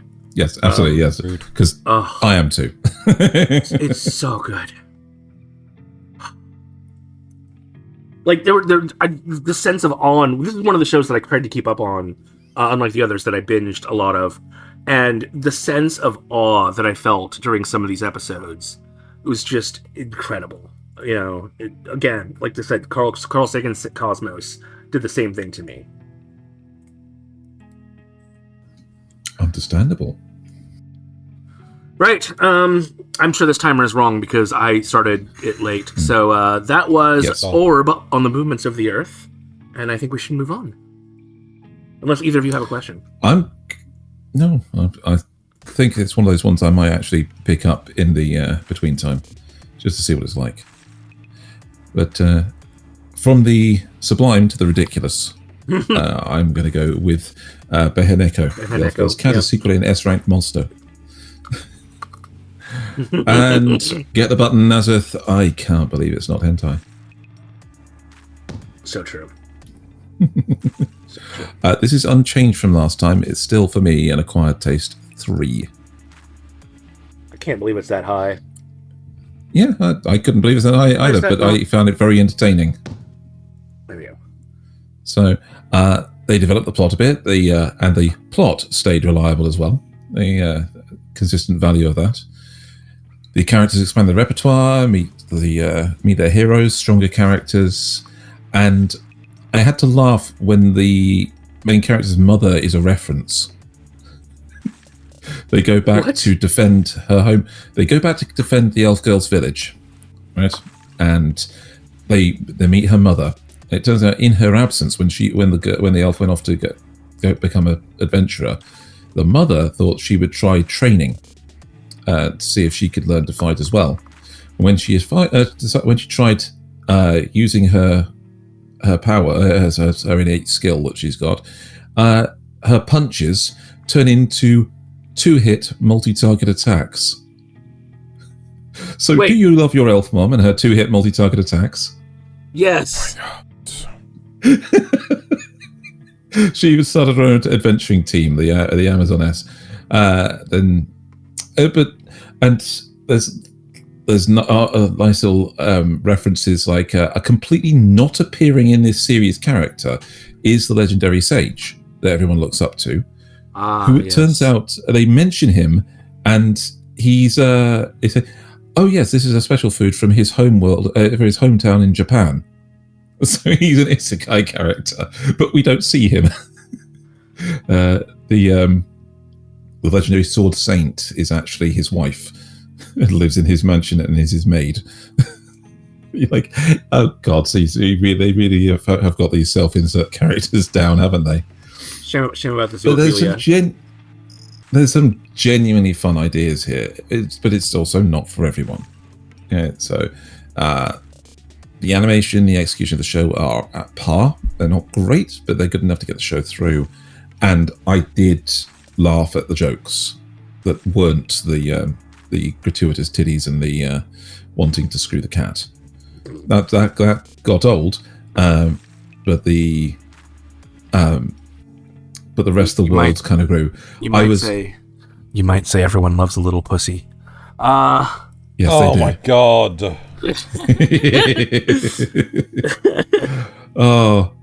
In the immortal words from the song "Brimful of Asher," everybody needs a bosom for a pillow.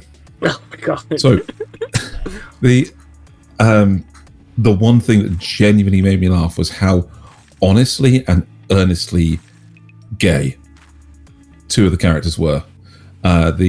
Because in these fantasy shows, usually they'll put a hot secretary in the Adventurers Guild to give the main character something nice to come back to. In this one, he's a giant muscular man wearing hearts on his nipples and leather straps. Oh, is that the bald guy that was in an earlier shot with the lipstick? Okay. Yes. Yeah. But it turns out that he is the boyfriend of the prince of the kingdom. And they even get a scene where, because the adventurer can summon ice magic, and the prince is a swordsman, and to defend the city, they summon ice all over the ground and go ice skating through the enemies, killing them with a sword. And it's just so beautifully camp. I love it. It's like I'm surprised they went that route, but it just once they did, they committed. They full sent this relationship between these two. It was beautiful. So yeah, I got the humor. I like the humor. I am still concerned about the theme of the romance in this, and it only got worse once the behemoth actually learned to transform into his behemoth form properly, and the others found out. Because then you get these scenes at night where he's trying to go out and deal with problems, and the girls are all dreaming and saying things like, "Oh no, Don't do that to me in your giant beast form. It'll never fit. He's like, what are you dreaming about? What are you talking about? That's the characters literally saying that. I'm like, they really got these girls to voice these lines, didn't they? I don't know what to say. Probably hentai actresses trying to break into the business. Could be, yes. The legitimate business. So no, I like the I like the show. That's why I rated it higher than anybody else on this panel would. I mean, it sounds like if you took out your own risk, people. It sounds like if you took out the zoophilia, it could actually be a pretty fun show. Self-aware enough to have good jokes, but yes, I just love the elf mum and her 2-hit multi-target attacks. Yeah, exactly. Yeah, and the fact that the sage is an isekai protagonist. Yeah. Yeah. Again, we never see him. Of course. Yeah. But man, is that a big turnoff? Yes, unless you're into that.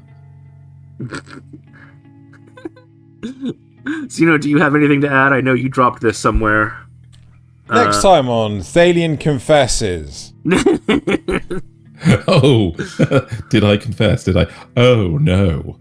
Right. Tell me, don't tell me I want my tags on the different websites. Okay, so that was Beheneko, the Elf Girls Caddy Secret NS rank monster. Xeno. Okay, time for something good. Tell us about Shangri-La Frontier. Woo! Right. Let me. So. Yes, the other one with animals in it. Animal people. What? What do you mean? The bunnies. Okay. What did I give it last time? So I gave it a 4-star must-watch. Mm-hmm. Does that change?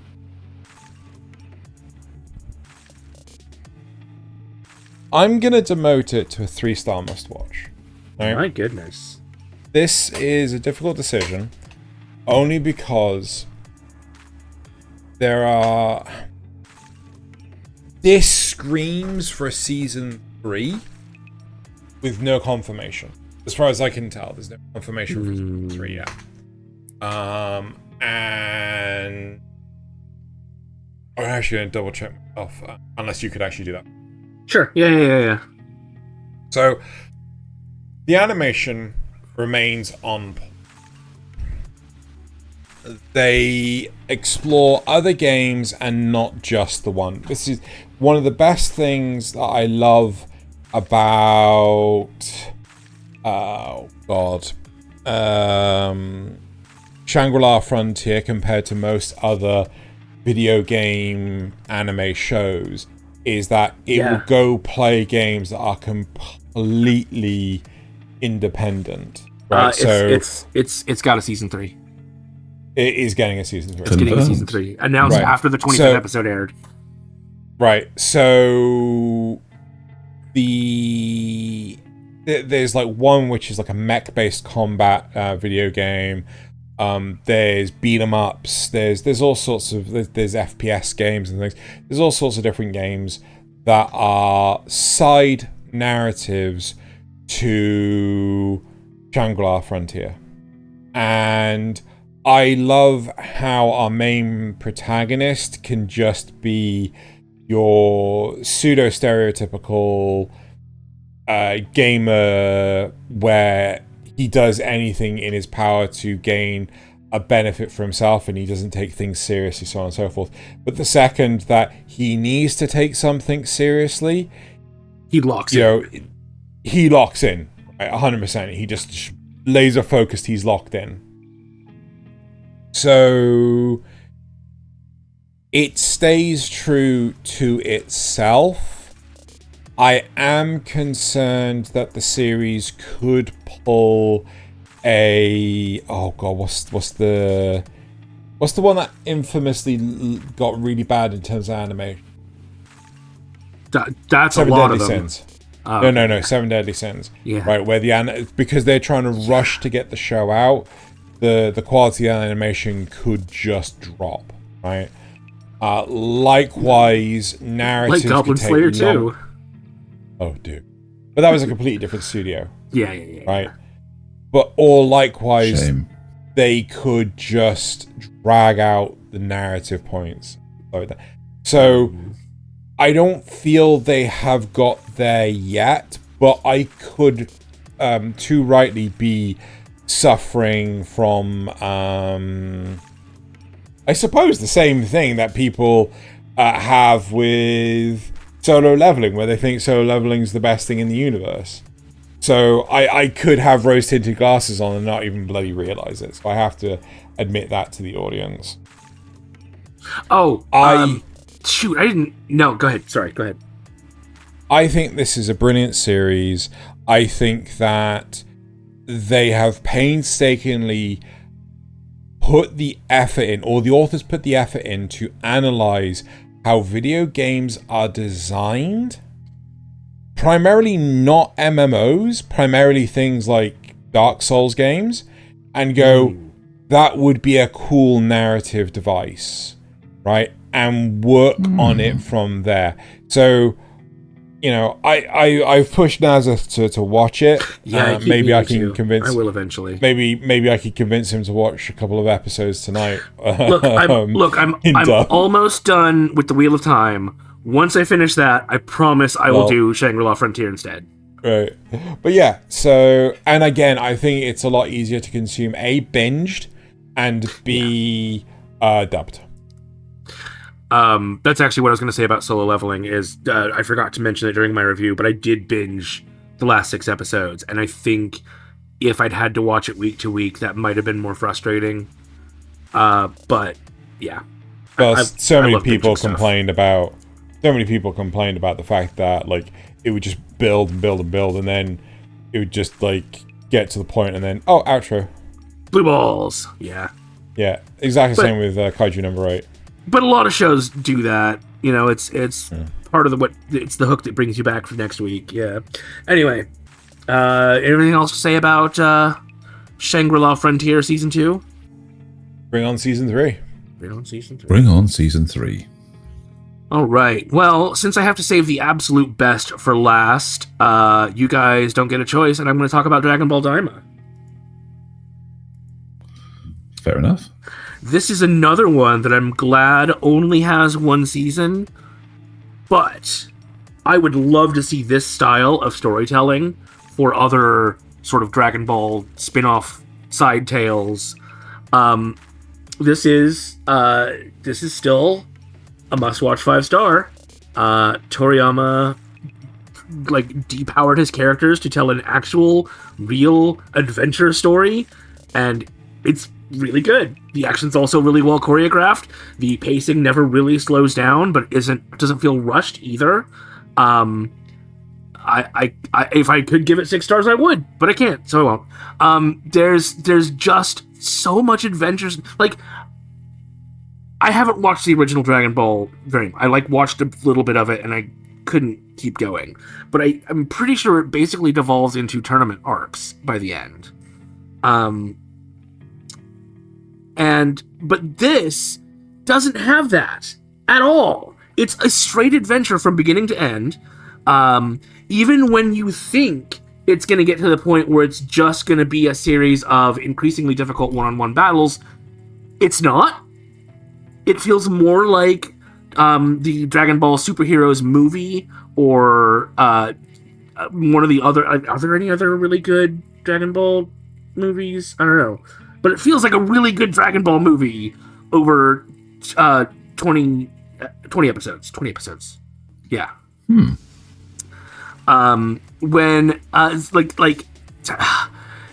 they've got the Yoda character in this old Namekian. They've got a goal that they're trying to go for. They introduce neat lore into the world. They have cool stuff, like they visited a planet of gigantic people, but they're really just chill guys. It's just that you're the size of a bug, and so they don't really see you.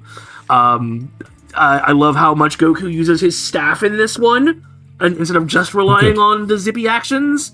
Although it does kind of devolve to that by the end. I mean, you expect it to, at some point, eventually get into using the Dragon Ball overpowered stuff. Yes. I'm so happy to see a Ginyu-esque band of elite fighters.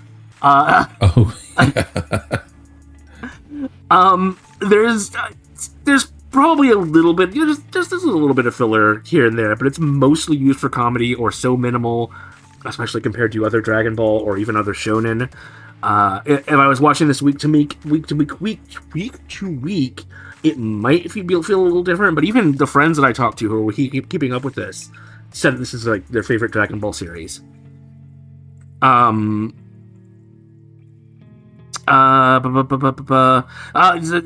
still a lot of back and forth in the final battle that but it feels a lot more flowing and natural than just I'm yelling louder now.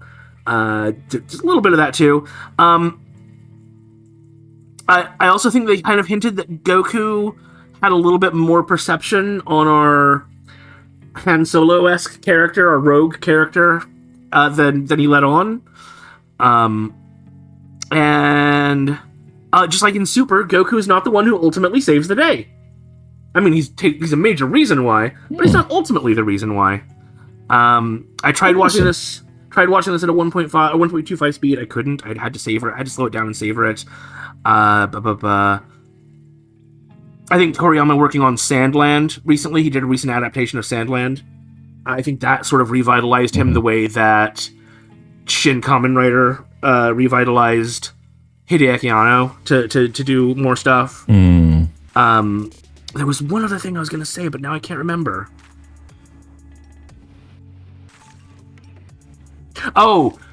They do bring in... So this is probably a little bit of a spoiler. Yeah, I'm going to go ahead and put on the spoiler tag.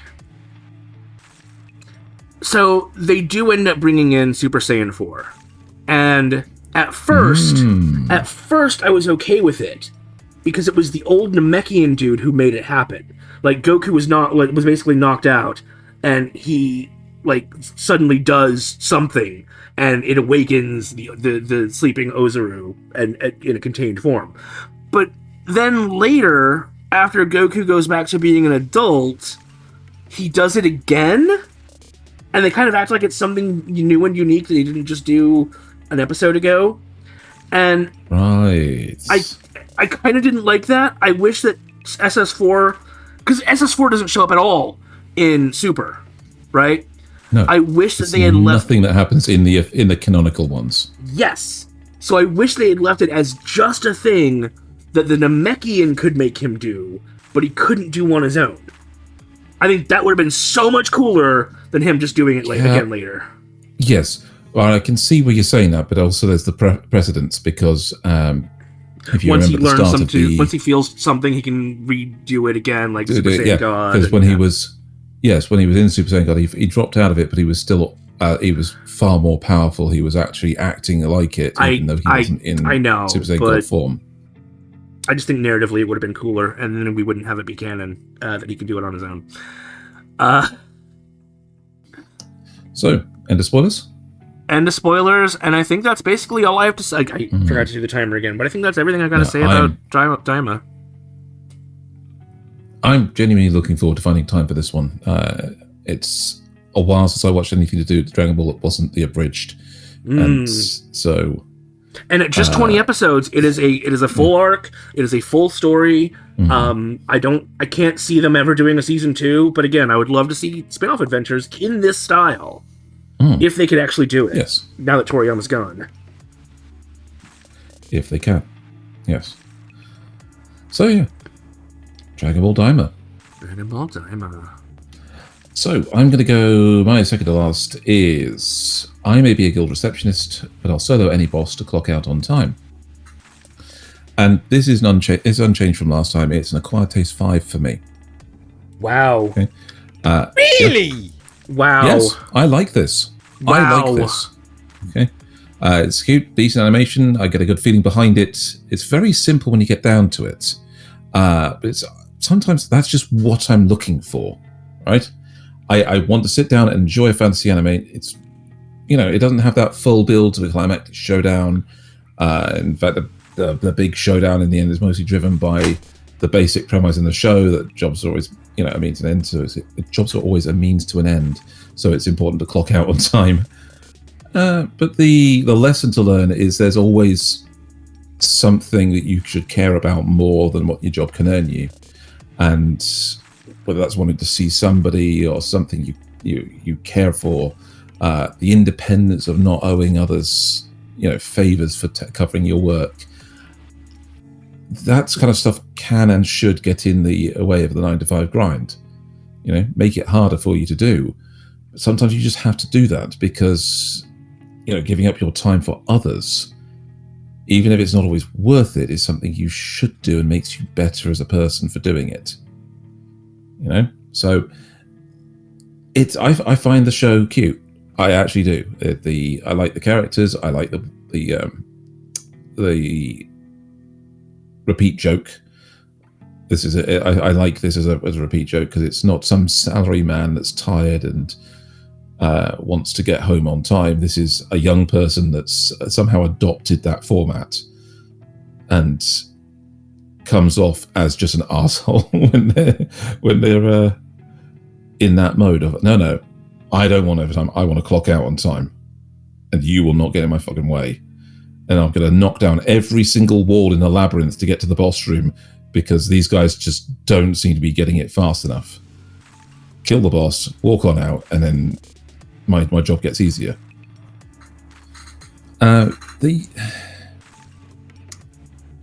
was a nice little point to learn about about facing grief, because when you stop it, the main plot of the villain is that he wants to turn back time and gain somebody he's lost, and just flat out our main character just simply says, is that what's going on? Yes, you can't bring back the dead. I made it all the way through episode 9 and there was no hint of that. Yeah, there isn't. It's the whole idea of the man running around in a black coat is finished off in the last 3 episodes. Yes. But no, it's not. Well, not finished. He's yet another tool of the actual thing. The person that told him isn't revealed, but the person they're chasing is revealed and comes through. He's trying to turn back time to regain the lost person, and the lesson is no, you've got to have, they're only memories, but you've got to treasure those instead. You can't bring back the dead. And that's something that our main character's been facing the entire time. She's become a guild receptionist because of the grief of somebody passing right in front of her. And even the end of the festival is, celebrating the fallen adventurers. Yeah. So I like it. It's simple. It's cute, and I even found the interaction between a girl that's tsundere for adventuring rather than for the other characters, and that didn't get stale for me. So Xenogelion doesn't agree. I could agree if it weren't for the. I mean, I don't think it would be for me, but I could agree that there'd be quality there for other people if it weren't for the fact that it is the same joke over and over and over and over. Yeah. Again, this is one of those ones that where so I get jokes that come repetitive jokes sometimes when you don't. Yeah. And we've seen that before with other shows where I found them funny and didn't get tired of them. And then you do. That's okay. That's preference based. That's why it's still an acquired taste.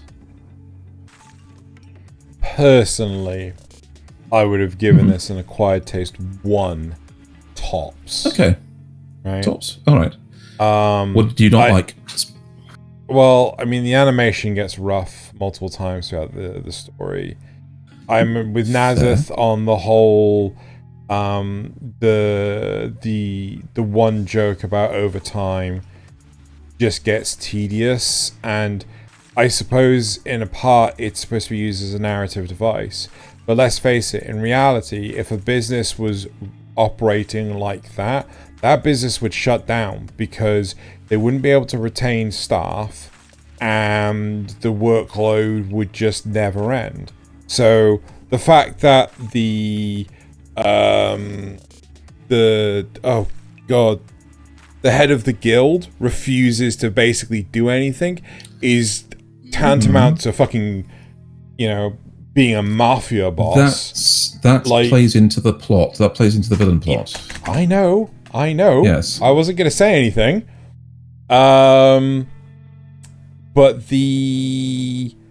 it's crazy how this situation not only doesn't get better, but genuinely gets worse to the point of two of the guild girls from the branch that they're from go on a training retreat, right? Oh, God, yes. Right? Yes. And work follows them, right? As just like, if you were any form of decent business, this wouldn't happen, right? Yeah. Because you got no way of securing. You got no way of securing the documents or anything. Anyone could just do away with those, right? But it's I did like the joke of that retreat, which is she went on it to learn from this expert receptionist who introduced all the modern things of like the nice uniforms and the mannerisms. And so the question was asked, how do you clock out on time and avoid overtime? How do you do it? And she says, well, I don't. I worked 100 hours of overtime a week, even on my days off. She's just a workaholic.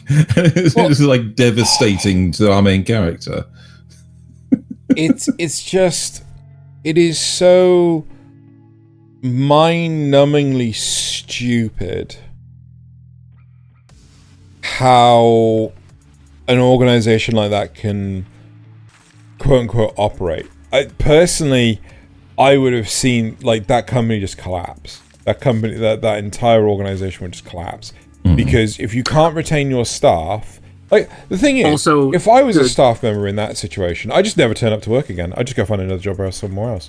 Also, the second Dark God that was, the twins that could combine. I don't know why they ever combined. They were clearly less powerful when they could. I mean, like they had more power, but they had less intellect, and they were easier to kill when they were combined. So why would you ever do it? It was so. And then the whole ending of that felt so rushed. It was just like, what is going on here? Yeah, okay, that's a legitimate one. The pacing of the show is a bit all over the place. Some characters should have been introduced way earlier than they actually were.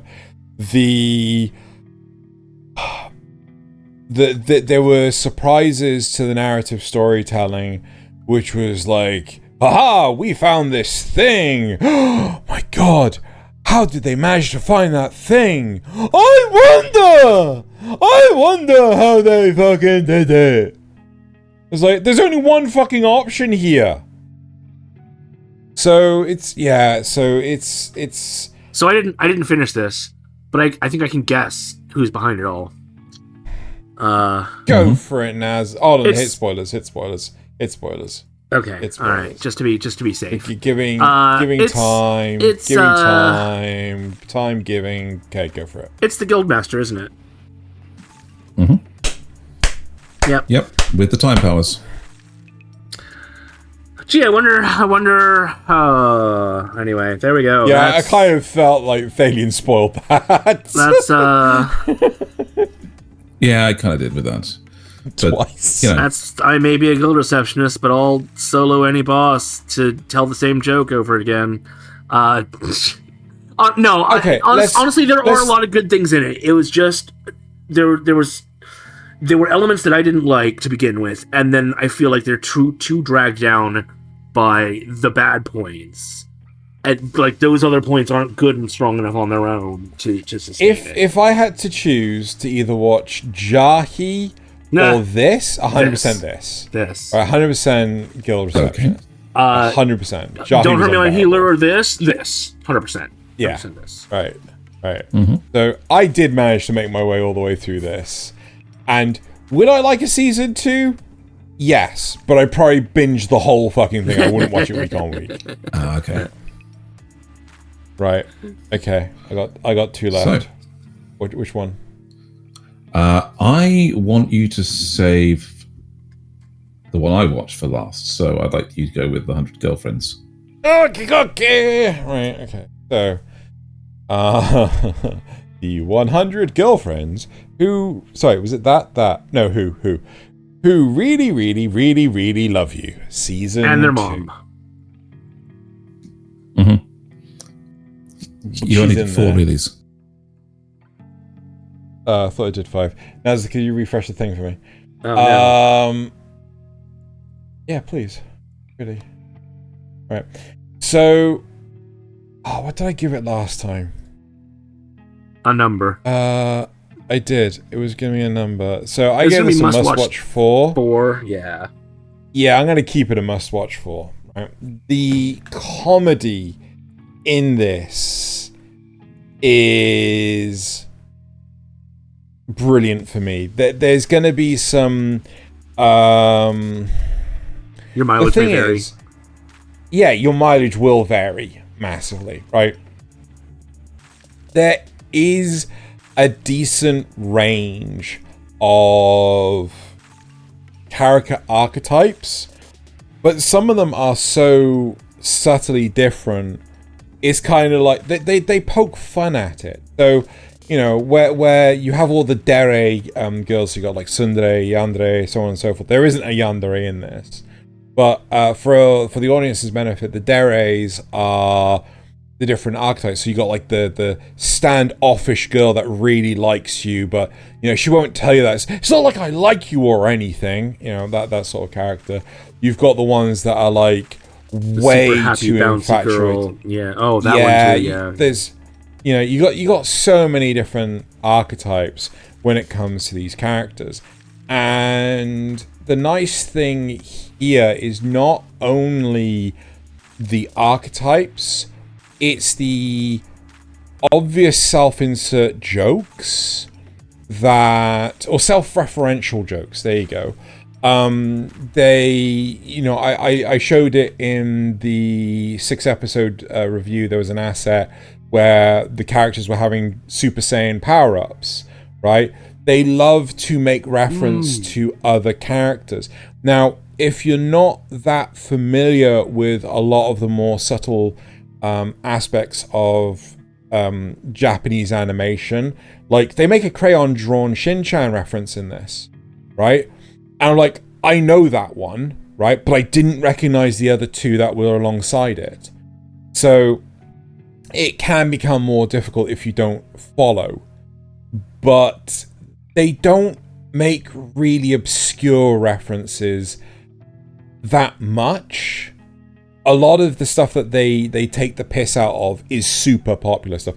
In fact, there's one point in time they're talking about, I think, baseball, and they actually segue to say like the author of the manga actually read about this one baseball player one time and decided that he was going to put it in his manga, right? That, you know, so it does stuff like that. I like a lot of what they do. And I like a lot of the character interactions between each other. So it's not just a simple case of these girls only care about our main male protagonist, which was the case with Girlfriend, which I think was 2021, and it was awful. But with this one, you get to see a lot more of the girls interacting with each other. Like everyone loves Suzuku-tan. Like she's like this little girl that's really shy and she has like these sort of like more like little animal like hamster like characteristics. So because she's got a tiny mouth, she chews hell of a lot more. So she's got a really powerful jaw and, you know, so on and so forth. And it's so she also gets lost in like swimming pools. Yes, she does. So it's a really funny series.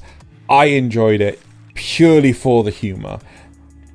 There isn't too much in terms of raunchiness, but what raunchiness there is, they themselves take the piss out of, right? So, honestly, if you're not one for comedy harems, out of all of them, give this one a go, because you may actually like this one as being a break from the norm. This kind of sounds like the Konosuba of comedy harems. Only with actual good characters and not pieces of shit. Yeah, awful girls. I would playing with those tropes, sort of thing. I would be interested to know what people's reactions are to this, but I would put this on par with, if you like My Dress Up Darling and Miss Kobayashi's Dragon Maid, I think you'll like this. So okie dokie. Anyway, there you go. Nice. That's the 100 girlfriends who really, really, really, really love you. All right. Well, I said 5. Yeah, really. Go on, Nasuth. So we can't, even though we're about to talk about the best anime of the season, we won't be ending the show on it. But let's go ahead and talk about Apothecary Diaries. The Apothecary Diaries. So this is only the mid-season review. We're only halfway through, so we don't know where it's going to go, but given this track record of this show so far, it's going to be good. It's going to be really good. This is a must-watch 5-star. I'm pretty sure that's what I said last time. I'm pretty sure that's what I said for season 1. And see, I do have a heart, because this show has some romance stuff in it, and it's done really well, I think. So I'm pretty good at predicting where this stuff is going to go. I knew what the secret was behind the shrine with the colored doors. I knew what was going on with the curse that the last emperor had put on him. I knew about Jinchi's history before they revealed it way back in season 1. But that said, the way it plays out is so good, it still had me entertained every moment. If you're not paying attention there's a ghost story episode that seems like it's not really important. Like, it seems like, they're just having a bottle episode. So, people that don't know what a bottle episode is when they do a episode of a story, like a show that's self-contained, doesn't really affect the rest of the plot at all, and they can do this. It usually takes place on like 1 or 2 sets, so they can really save money with filming, with script writing, all that stuff, which they can then use at somewhere else in the show. And this feels like a bottle episode, but if you pay attention, it's actually got some really important lore bits in there that I think are going to be pretty vital. I knew there's a trip that Jinchi and Mao Mao take. I don't want to give away anything about it, so I'm not really going to say too much, but I knew there was going to be something about it that changed their relationship. I did not expect it to go quite the way it did, which was nice. The human drama in this is just as good as the procedural mystery elements, so I'm really enjoying this. It hits all my my buttons for historical dramas, for mystery shows, for all of that. And all the pieces seem to be coming together, like what the West might be doing, and a lot of stuff that happened earlier on, and all the stuff with Jinchi's past. Everything seems to be pointing towards a singular end at some point, and I love it. I don't want to say too much about it. I know I'm not really. I only spent 3 minutes talking about this, and the show is really good. But I want people to go watch it. Can we talk about spoilers? We can talk about spoilers. We can talk about spoilers. To do with season 1 and season 2. We can talk about spoilers. Right. I want to talk about spoilers. You want to talk about spoilers? Okay. Yeah, I mean, giving people the opportunity to go like, maybe we shouldn't listen to this part. So, what do you believe Jinchi's position is? He's the actual son of the royal bloodline. Because I'm pretty sure he's also got the color blindness thing going on, which is why he didn't say anything in the shrine. And why they kept him masked while he was out and about, and why people were trying to assassinate him. Although I think they thought he was his brother, or a different prince or something, and so they were trying to assassinate that one. So you do know why they think he's the brother, right? Because he went there under that assumed role. He was pretending to be. No. Close, very close. He's been raised as the brother because when... Oh, yeah. They think he's the little brother. They told him he's the little brother, but he's not. But do you know why? To keep him safe? No. Oh. They swapped the brother and Jinchi at birth, remember? Yeah. But... that's why Jinchi's the actual... To keep the brother safe, right? They swapped them at birth to keep the brother safe, but the brother died, right? So Jinchi has assumed the role of the brother, but he's actually the first prince. I don't think that's they did. Okay. So so remember when Mao Mao's adoptive father was whisked away during Jinchi's birth? Yeah. Right. He was whisked away to go deal with the birth from the Empress. Yeah. Right? And then they swapped the babies. Now, they've never elaborated as to why they swapped the babies, but they specifically stated that to protect them. Yeah. Right? But the baby that died was the swapped one. Right? So it was the actual Emperor's brother that died under the care of the head lady in waiting of Jinchi's mum. Right? Right. Yeah? So Jinchi, who is believed to be the brother of the Emperor, is actually the Emperor's son. He's actually, I think, younger than... Oh, right. Okay, I see what you're saying now. I'm sorry. I thought you were saying something entirely different. Yeah, we're on the same page. Yeah. Back on the same page. I'm pretty sure Mao Mao is also somehow related to the royal family. That could only be through her, like the lineage of her mum. Potentially coming from the courtesans. Yeah. But at the same time, it's like I don't follow that one 100%. But at the same time, where was I going with that? I do love the situation where Mao Mao, I'm keeping with the spoilers on, Mao Mao doesn't want to know anything about Jinchi. He's just like, it was a frog. It was a decently sized frog. Nothing to write home about. Yeah. That whole trip. That's what I meant by I didn't expect their relationship to change quite that way. Quite the way it ended up doing. And I love that this is only the mid-season. Yes. So we turn off spoilers. All right. End of the spoilers. Yeah. Personally, if you're not watching Apothecary Diaries, you need to watch Apothecary Diaries. You really should be. I genuinely think this is going to be anime of the year. And if people don't think that this is anime, like either something really fantastically brilliant has to come out later this year to trump this, right? Yeah. But, in order to trump this, we're talking like Free-Ren levels. Yeah. Right? And the only reason this didn't get anime of the year 2024 is because Free-Ren came out at literally the same time.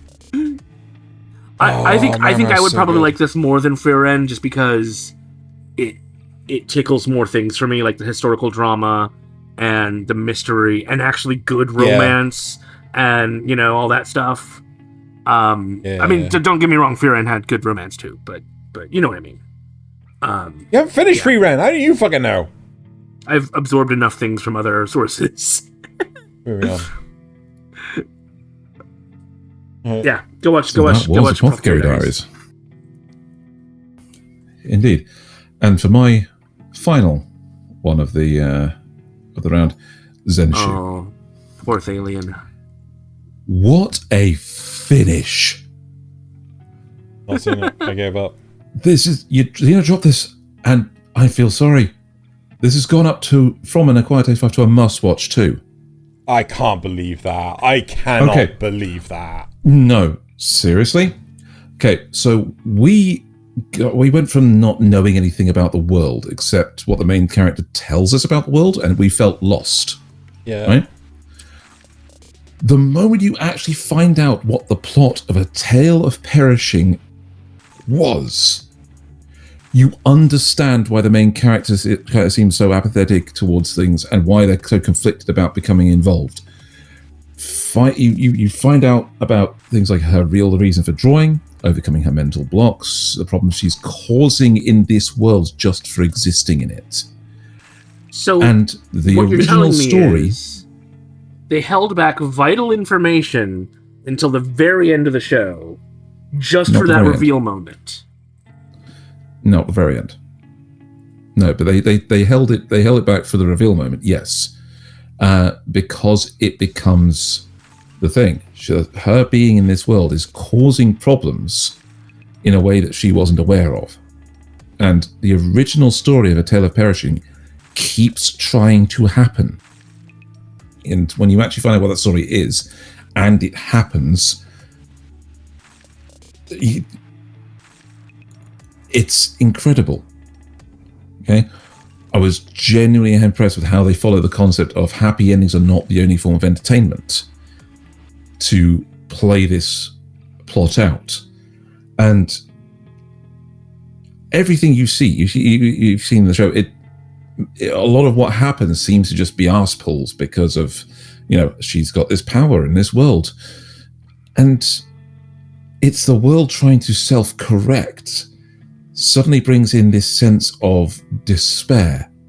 You get angry at the stupidity of people. You get wrongs that happen that shouldn't. You feel them.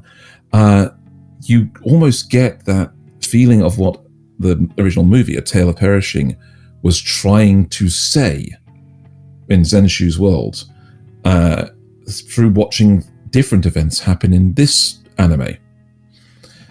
And it sticks the landing from it.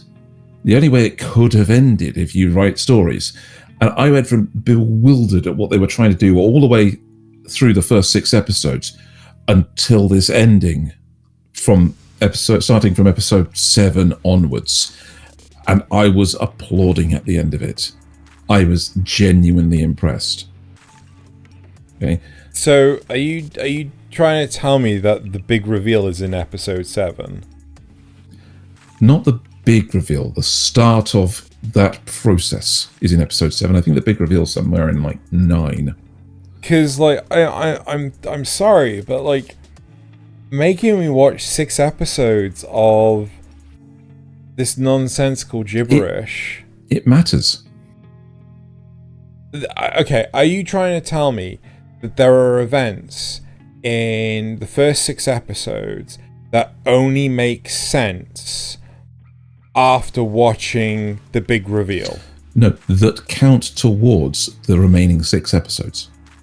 I can understand the plot of the last 6 episodes of the other half. So the first half is build up for the second half. Right, I get that, but at some point in time you got to draw a line, and 6 episodes. It's all about drawing lines. It sounds 6 episodes is hell of a lot to ask. It sounds to me like the first 6 episodes are interior design, and then episode 7 or 8 or 9 reveals the actual foundation of the house, and it's like, oh. Yes, no. So the first 6 episodes are breaking the world. Everything she's doing is breaking the world. The last 6 episodes are the consequences of it. Of all of her apathy, of her, drawing blocks in the real world. Okay. She's making things worse steadily, even though they seem to be, from her point of view, better. And all of that is build up to this, and it's the whole thing is because of I get what you're saying now. Her presence in this world means, and how it's affected. I don't know. I'm really intrigued to hear what these events are, because, like, in all honesty, I don't want to watch this show. Like, I watched 6 episodes of it. I got so frustrated with the whole show. Every part. The only good thing about the show was the animation. The pacing, the magical girl transformation was the same every time. All of it was so frustrating to watch, and I don't want anyone to go through those first 6 episodes, even if the last 6 episodes are absolutely fantastic. Well, should we slap on some spoilers so Thaylien can elaborate on what? Yeah, I really want Thaylien to. I don't think I want to now that Xeno said that, because I enjoyed those first 6 episodes. It made me want to watch the rest to find out where the fuck it was going, because it seemed to be dawdling about, and and it made the characters very, very pronounced, very clear that they were being changed from what they originally were. I'll tell you what, if there's an English dub, you let me know and I'll watch it, and then I'll tell Xeno to whether he should watch it or not. Because, like, the problem for me is that there was no character development apart of excluding one character that made an appearance in episode 6. Everyone felt so vapid that, like, there was nothing to them. One character was infatuated with our main protagonist for the entirety of the thing, but nothing ever happened. Like, if you genuinely enjoyed the first 6 episodes, fair enough. I can understand the desire to continue with this. In a way of... Okay, so I felt that this world was building. Okay, I felt that there was something going on that we weren't seeing the entire time. You said it in the 3-episode thing. Her being there is changing things. Okay, there's already stuff, and the things she's changing initially seem like good things. So in episode 1, she prevents a character from self-destructing to save the city. You know, in episode 3, she's preventing other disasters, and she's getting cocky about her powers. By episode 6, there's more to it, so that, you know, she's preventing people from despair and nihilism by silly means, yes, but with effective ones, and bringing people together and giving people hope. Right, but the point of this whole thing is that she's in a world that hope is supposed to die. Right, but there is no motivation. There's no motivation provided for any of the characters within the first 6 episodes, apart from the dragon character. That's the only one that has any motivation that's ever elaborated on. You don't. We're the heroes. We're the chosen heroes. But, like, you don't know why. You don't know any of the motivation of why anyone's doing this, especially the elf girl, who has some most fundamental plot. No idea what the motivation is, right? It's just like, you've been doing this for a long time. Why have you suddenly decided to, you know, flip a coin and go, tails now? No, that whole point of that thing where she became something else was Spoilers, not a coin flip. It wasn't a coin flip. It was actually built up. But we didn't. The audience saw that with the main character. Okay. So again, it's a thing of we're discovering the world as the main character reveals it, which at the time made us feel a bit lost, made it feel a bit ungrounded. her motivation was she was going to destroy the world because she's already lost a bunch of friends, right? And given up and fallen into complete nihilism. So why has she's been fighting for God knows how long? Has she just flipped on a dime and decided, oh yeah, actually maybe destroying the world is a good idea? But she didn't. It's obviously something that's happened a long time ago, and the cult has built up until it's reached a boiling point. It's not a coin flip. It's not some sudden decision. It's something that they're building up, and they like the magic that they were supposed to be using that our main character interrupted was something that was apparently built up, and they said that we're finally ready to do it. Right. So let's say, right, that the trigger was, I don't know how many years ago, I can't remember how many years ago when it was that they lost a bunch of their friends. I think maybe. Say it started then, right? Her descent into nihilism, right? But during that entire time, she is still fighting the void, right? Even up to like a couple of days prior, she is still fighting the void. Why is she still fighting the very thing she is then trying to activate? Because she's not trying to activate just the void. She's trying to activate the final void, the one that will actually destroy the world. Right. Those voids that aren't the final void. They might destroy the crystal that's on the top of the mountain, but they're not what will actually destroy the world. They're just troops. And she's fighting because she's one of the 9 soldiers and it's her duty, not because of any attachment to it. Right, but that's it's the whole not point her duty. It's a role she's playing to allow her access to this place where she can get into the cult. The cult is within the city, she's in the city, and she has to play a role to do that. They all do. Every one of those cult members actually had a role in the city and was doing it.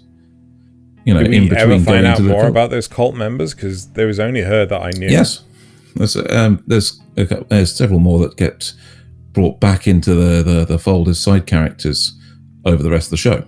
Okay. 2 of them even do something really good.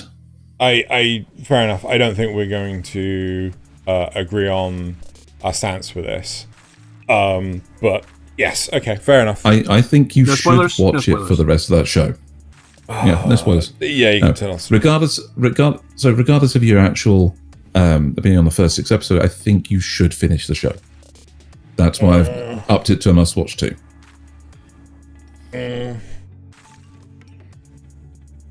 Nasuth, you can do it first. Yep. Right. Alrighty. So that was Zenshu. Right. So, last show for this review. Last show forever. Which is a fantastic show. I wouldn't say it's the best for last. I'd say that's Apothecary Diaries. As it stands. Right. So, now can you refresh the thing again? Oh my gosh, why is it doing that? I don't know why you're experiencing this problem. I'll have to investigate it. Right. So, is it wrong to try and pick up girls in the dungeon season 5? If I could, but our rating system doesn't cover that, I would give this a must-watch 4.75. So you're rounding up or down? No, I'm going to round up. I'm not going to be a dick and round down. Okay. So this is a must-watch 5-star. Right? The end is too obvious. It was too obvious that this is how it was going to play out. The journey, oh my god, was incredible. Right? Everything we have gone through in season 1 all the way to season 4 has basically led to this. This entire season has been absolutely incredible. Yes, that is how linear time works. No, I'm kidding. Sorry, go ahead. No, you're fine.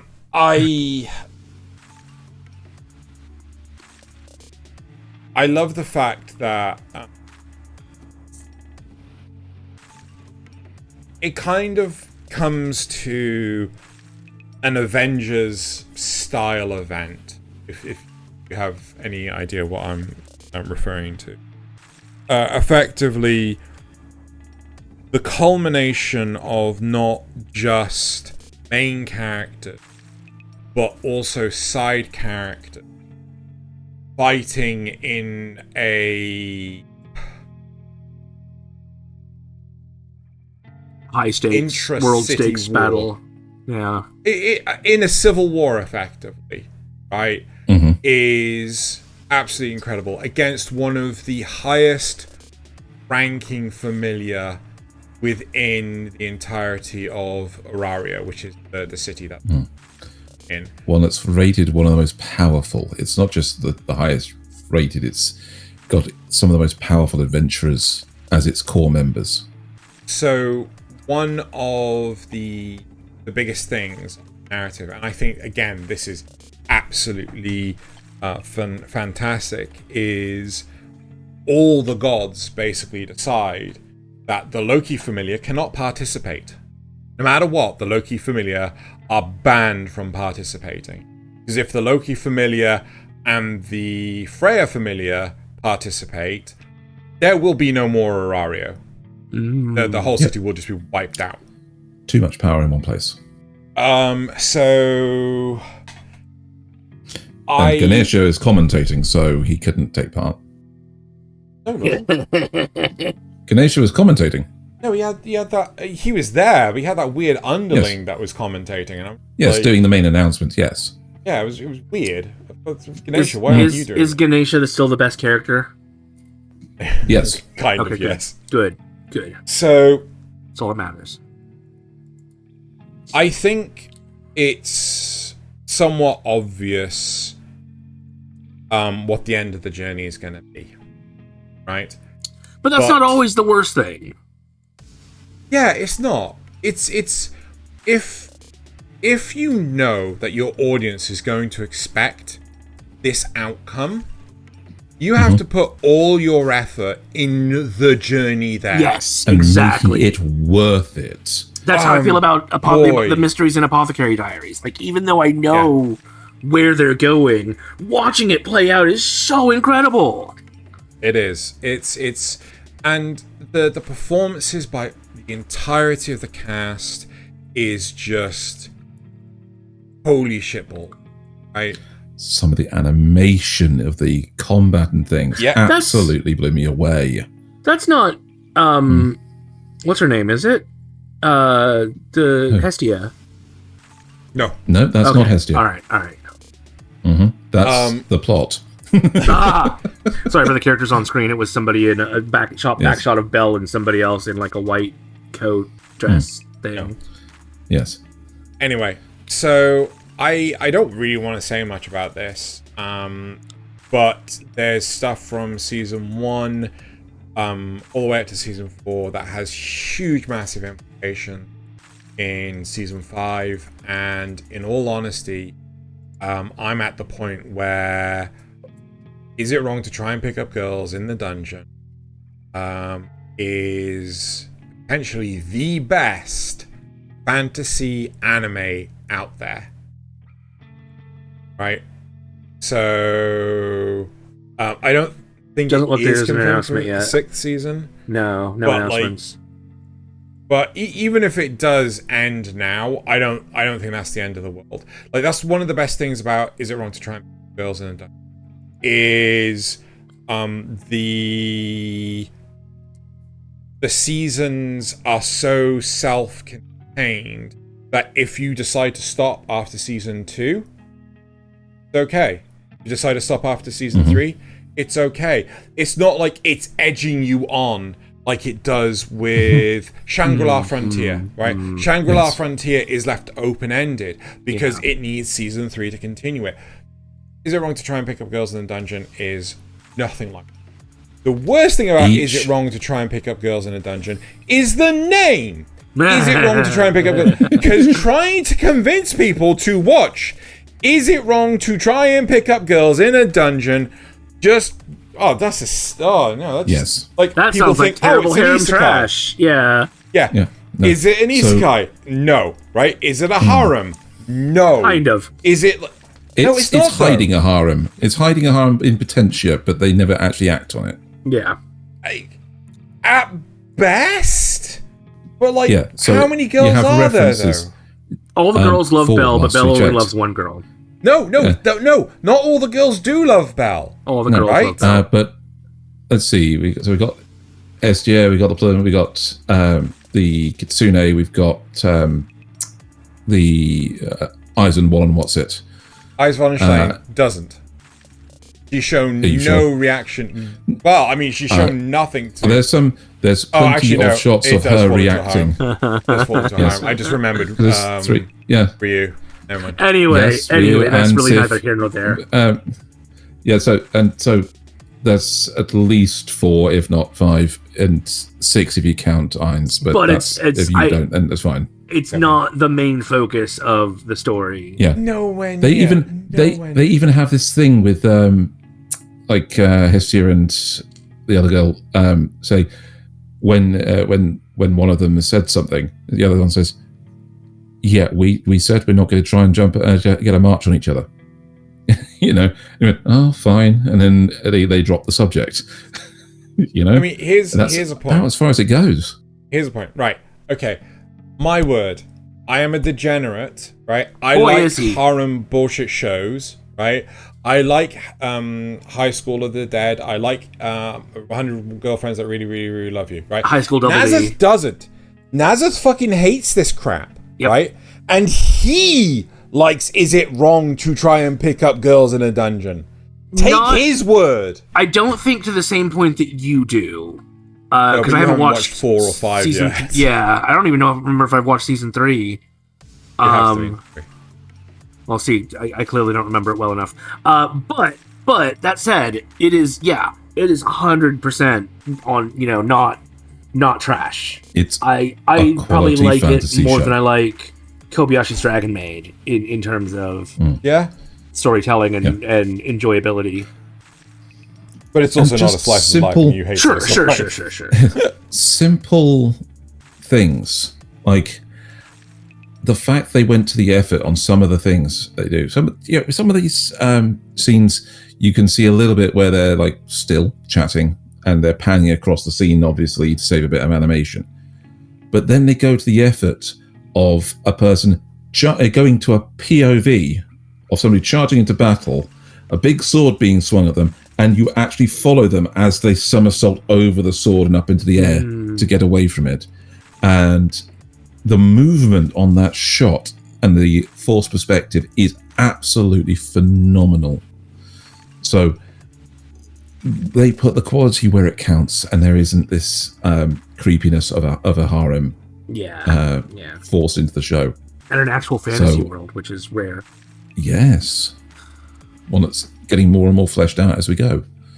Yeah.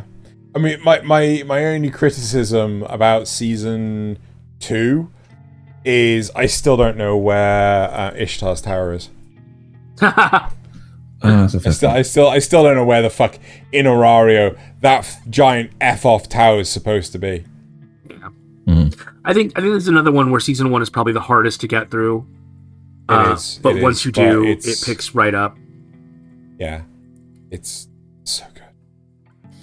I'm so very happy. well worth a watch. And I do want more seasons of this, but like again, if it ends on 5, I mean, it's had a fucking fantastic run, but I think there's plenty more. Cool. There's a lot of potential in this world. Alrighty. Any last thoughts before we wrap up? Before we move on. I'm looking forward to some stuff this coming season. I haven't even looked yet. Oh my gosh. Oh crikey! Yeah, no, me neither. Although, I think following on the couple of core 2s that were coming through, that'd be nice. Yeah. I think there's a lot of obvious ones, but one that has kind of stood out to me. I have to try and get the name. Oh God, why isn't this sorted already? Terrible. I'm terrible. Now it's not loading. Right. I'm the evil lord of an intergalactic empire. Like, as far as I understand it, it's also it's a mecha series as well, and I'm interested in it. And 3 episodes of it are already out. I'm like, wow. What? Yeah. Yeah. Cool. Well, let us know in the comments what you thought of these shows that you were watching. Oh, sorry. Go ahead, Thaylien. You have something. I've got a couple of meme folders started for if Lazarus is good versus if Lazarus sucks. Oh, yeah. I need to watch Lazarus so badly. That's the next map. I don't know which way it's going to go. Honestly, I'm excited for it, but I really could go either way. Books. Fire Force season 3. I'm probably going to watch. Fire Force. What else is there? Anyway, carry on, Nasuth. I'm sorry for interrupting. Yeah, I was just going to say, let us know in the comments what you thought of these shows, if you watched them, or if any of our reviews were going to convince you to watch them. I think that's basically it. Shall we move? Don't listen to Xeno. Watch Zenshu. Shall we go to the supporter questions? Yep. Good. Go ahead and pop this out. These are from you guys. Right, so Zrugel asks, did you enjoy this episode? Well, there is a quick, easy, and surefire way to let us know. Slam the ever-living crap out of that like button and leave a comment for us down below. Not wrong. If you could merge... Sorry, Zrugel also asks, if you could merge 2 anime, what would they be and why? Trigun and Azumanga Daioh. Oh, God. Because I think it would just be stupid. Sata Andrigi. What? God. Oh, God. What is Crayon Drawn Shin-chan and Lupin. Okay. I'm trying to think what I'd merge Outlaw Star with. Outlaw Star again. Outlaw Star and Cowboy Bebop. Tenshi. Tenshi. Really? So that we get Aisha Clan versus Ryoko. Good. I like where he's going with this. You said yours, didn't you, Nasuth? I did, yeah. Yeah, cool.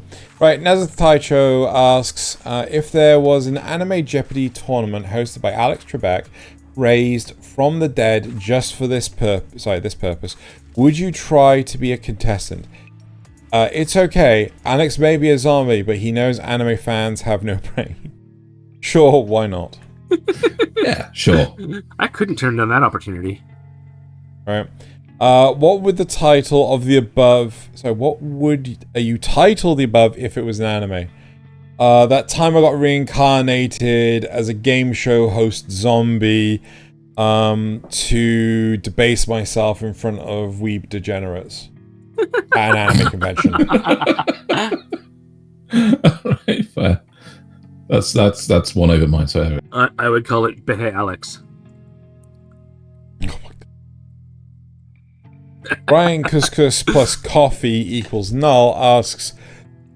Oh my god, yawn. Sorry, asks...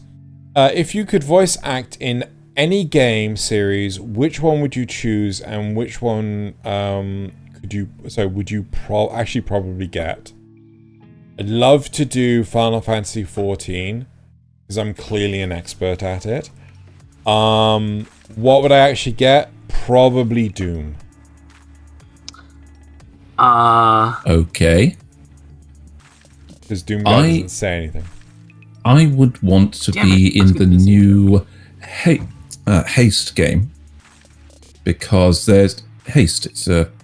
Did you ever play... what was the game? It's the birds that you had to dive up and down on the hills to slide. Do you ever play that one? You had to hit perfect slides to keep going. No, it sounds like a Flash game. Tiny wings. Yes, it was like a Flash game. No. So this is a procedurally generated game about running really, really fast through the world. And the world is collapsing behind you. And you have to leap and dive to get the best launches off the hills and collect things as you run. And it looks really good. And I think that I could voice the British character in that. It's only a demo right now, but it's going to be good. I would I would want to do Patapon, but what I would actually get is Chrono Trigger.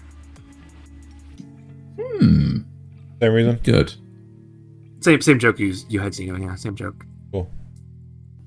Rye plus couscous. Rye and couscous plus coffee equals null. Also asks, now that I've seen the secret bungee jump video, would Thaylien enjoy using the omnidirectional system from Attack on Titan? Yes, next question. Good question. Next question. Yes. Cooler Carbon Knight asks, if Nintendo decides that they weren't going to make a Legend of Zelda movie and instead make an anime, which character would you provide the voice for? Bonus points if it's Tingle. Oh, no, I would have to be Morshu. Sorry. It would be a good Tingle. I would like to be one of the Gorons.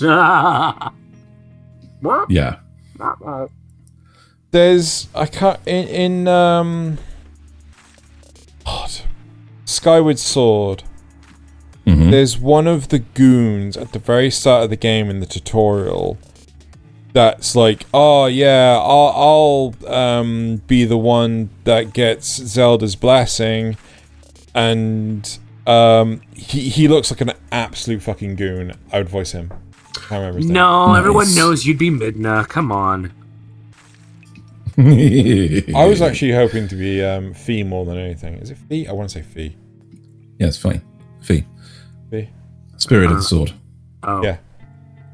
It's the same. It's Midna. It's Navi. It's the Skyward Sword one. Yeah. Mm-hmm. Right. Thaylien Returns, unfortunately, asks if the anime of The Legend of Zelda was created and an abridged version was created, what would be the funniest arrangement of the Kanpai Cast crew to dub Link, Zelda, and Ganondorf? Bonus points for the abridged roles of Loz and Joey. I don't understand. Okay, this one. So which one of us would be Link, which one of us would be Zelda, and which one of us would be Ganondorf? And then also, which other characters would you have Loz and Joey in? Okay, 100%. I want to be Zelda because I want to do my Marge Simpson impression. Yes. Yes. I think I'd be a good Ganondorf because I'd on the front voice. And then and I would just do my voice. Exactly. Smooth, suave. Yeah. Exactly. Oh. Laws would be. I think Laws would be the Great Deku Tree, and I think Joey. Would be the Mailman. The Mailman. Okay. No. Joey's got to be Beetle. Beetle. Mm. Which one's that? The salesman who collects bugs. Thaylien Returns also asks, in a completely non-Zelda related question, if there was an abridged version of a Mario anime, what would the funniest arrangement of the Kanpai Cast voicing Mario, Princess Peach, and Bowser? Bonus points for the abridged roles of Loz and Joey. Right, I would be Mario, reprising my role as Marge Simpson. Right. Which means I get Princess Peach. Of course, and I do Bowser again. Mario. Laws would be Toad. Which Toad? With his Skeletor voice. The Toad that talks like this! No, They all talk like that as well. and Joey would be... Until we meet again, Mario. No, wait. Another castle. Is there a Toadette? There is a Toadette. There is a Toadette. There you go, but Toadette. What about Luigi? He could also be Yoshi. Luigi's it could be Yoshi. Yes. Anyway. Also, I just feel like the Marge Simpson voice would be too good for... It's true. Yes. So, anyway. Save me, Mario. Right, moving on to the comments from last week. First off, we have the news. Edward Paddock says, Digimon face is a disorder that afflicts many children in Japan. It is heartening to hear that their plight is no longer being ignored. Please, think of the children. I have no idea. Did you slip saying Digimon face? Okay. No, have you not... The original Digimon, every kid had the same face, different coloured eyes and different coloured hair. Just different shape. We did have a Digimon story. Face thing. Oh, okay. I just don't remember what it was, how this would fit into it. Anyway, good to see you, Edward. Been a while. All right. Zrugel says, woo, no bad news that we know about. I laughed at that GIF comment. Thank you, Loz. Don't remember. I was. He pronounces everything like GIF. Oh, like, GIF. You can tell him. You can tell him it's GIF, but it's not. It's GIF. Yep. I missed that Loz reads everything on the teleprompter. Context for that notwithstanding. Oh God, tell me about it. He does. Thanks for the news, guys. You're welcome. Grumbus Shell says, shout out to Nasuth for always being being excited for the news intro. This is one job. Context for reference, OS1 equals index equals 1. What? Fuck you, Loz, so much. So there was an issue in last week's news, Thaylien, where that kept showing up in the rumors, and Loz would read it every time. Yeah. Moving on to the comments from the cast. Strom Michelle says, my power went out for like 3 hours right at about the middle of the show. Boy, that was boring. I can imagine. I don't really get into mecha shows, but it was an interesting conversation. There are definitely right and wrong ways to depict mecha anime. I'm not sure what my favorite would be. Maybe the Gundam show that was on Toonami years ago. That'll probably be Wing. I forget which one. Or Furikuri. That doesn't count. It totally counts. No, he doesn't. Where's the robot. mecha? No, he doesn't. Yeah, he gets sucked into the robot and then he pilots it. Anyway, my favorite would be Eureka 7. Never finished it. Didn't need to. I think he said that just to fuck with you, Zeno. Good boy. Right, and then Kanpai. Good boy, Strongest. Kanpai. Zrugel says, Kanpai. Is Astro Boy really mecha, though? So the stuff that was appearing in the background, honestly, that's what the community's brand as mecha. There are so many things in that list. I don't even fucking agree with this. Yeah. So, just because it's got a mecha in it does not mean you should give it the mecha genre. That's kind of true, yes. Right. But still. I had not heard about the EU banning apps selling in-game currency. That's awesome. Yeah. I was thinking about Knights and Magic and was waiting to see if you'd mention it because I couldn't remember the name. Of course I would. If this was an episode of Notice Me Senpai, that would have been the taboo. That would have been taboo, yes. Yeah. At 108.40, either Xeno just had a special ability IRL or Nasuth made a cut there. It was a good cut, but Zrugel noticed these things. It was a cut. It was a cut. Eagle-eyed. I don't usually like mecha anime, but I don't hate them or anything. I've seen a few, but they're not really my cup of tea. If I had to pick, I think Big O was my favorite. And I'm 87.5% sure Escaflowne would be the show I remember too fondly through nostalgia. No, you remember because it of just Von fondly King of enough. Olfenalia. If you look hard enough, you can see what people are thinking from their eyes. And when Lars mentioned getting Xeno to do shorts, his eyes seemed to say, "Please God, not this again." Made me laugh. Yeah, just as a point, just special reminder, shorts. Shorts. Thaylien. He also finished off with great episode, guys. Thaylien. Yes, Fuck you. Later. What do my eyes say? Head empty, Fuck no you, thoughts? Thaylien. Right. What your eyes say, one shudders to think what wicked and sustained cruelty exists behind those eyes. Moving on to the memes! Right, so if you want to watch the memes, come and join us on YouTube if you're listening to the audio version of this. Don't forget you can submit memes on the Reddit. We do love them, and we don't look at them on the Reddit. Discord. Yeah, clearly. On the Discord, sorry, my bad. And Get to Reddit. Not yet. Where was I going with this? We don't see your memes ahead of time. They're fresh and new to us when they appear on screen. So Nasuth, if you do the honors. I would love to do the honors. Let's go right on in to meme number 1 for the Teenage me watching 5 new anime per week. Adult me dropping 70% of the anime I start. Yeah.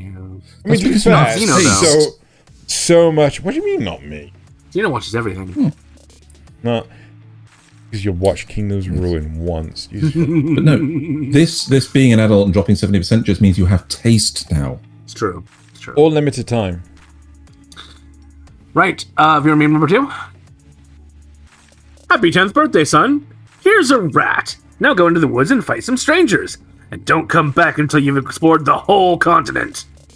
This is basically the plot of Pokemon. It's true. Yeah, Yes. not wrong. It's also Mommy the professor needs can to get with your mum. I was going to say, Mommy needs to stay home with her Mr. Mime. Oh my god. Oh, that's a lot of text. I'm my sorry. goodness. I'm sorry, Aladdin, but I can only give you the wish if they follow the next 3 rules. I can't make anybody fall in love with you. I can't bring people back from the dead, and I can't kill anybody. Okay, so bring me these 7 balls. Your wish. I wish you to kill Jafar. Wish granted. Ah! See, it's not so difficult. Brilliant. Oh, that's Fucking good. That's brilliant. I love that. That's amazing. Because the dragon would. The dragon doesn't give a fuck. You never had a friend like me.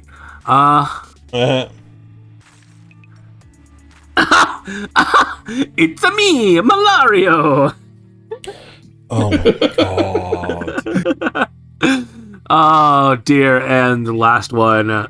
Spot. Oh Nice. my god. That's Nice. good. Nice.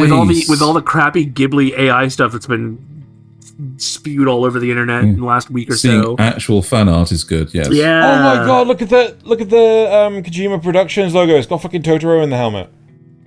Yes, it has. Yep. Brilliant. Yep. Absolutely brilliant. Love that. Right. Sprites with all those little dots. Oh, yeah, they are. Oh my god. On to my memes. Starting with, I have good animation. Oh, you're sweet. I have good animation. Hello, human resources. Yeah. Please no. Poor Demon Slayer.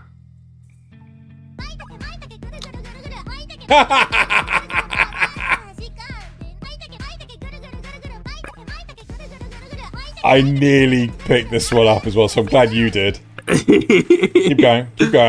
Don't stop. Yeah, that's a good one for repeating. The villain who trained like hell for 500 years. The power of friendship / flashback memories. So true. Not wrong. Mm-hmm. So true. That's correct.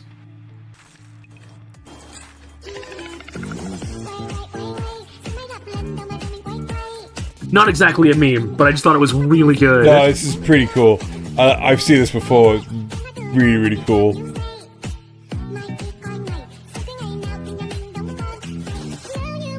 Okay. I probably can't play that whole thing because copyright. But Oh no. but go watch it. Watching food videos while pooping. Watching poop videos while eating. Oh! That bottom one doesn't look right. That doesn't look like Kira. No, I'm pretty... It looks like it's photoshopped to be him. Oh, he might be. You might be right. Possibly, yes. And my last one. Oh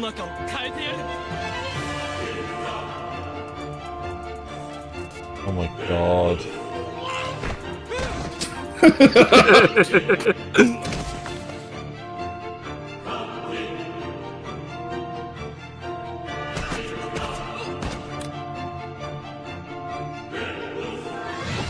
She even does the thing.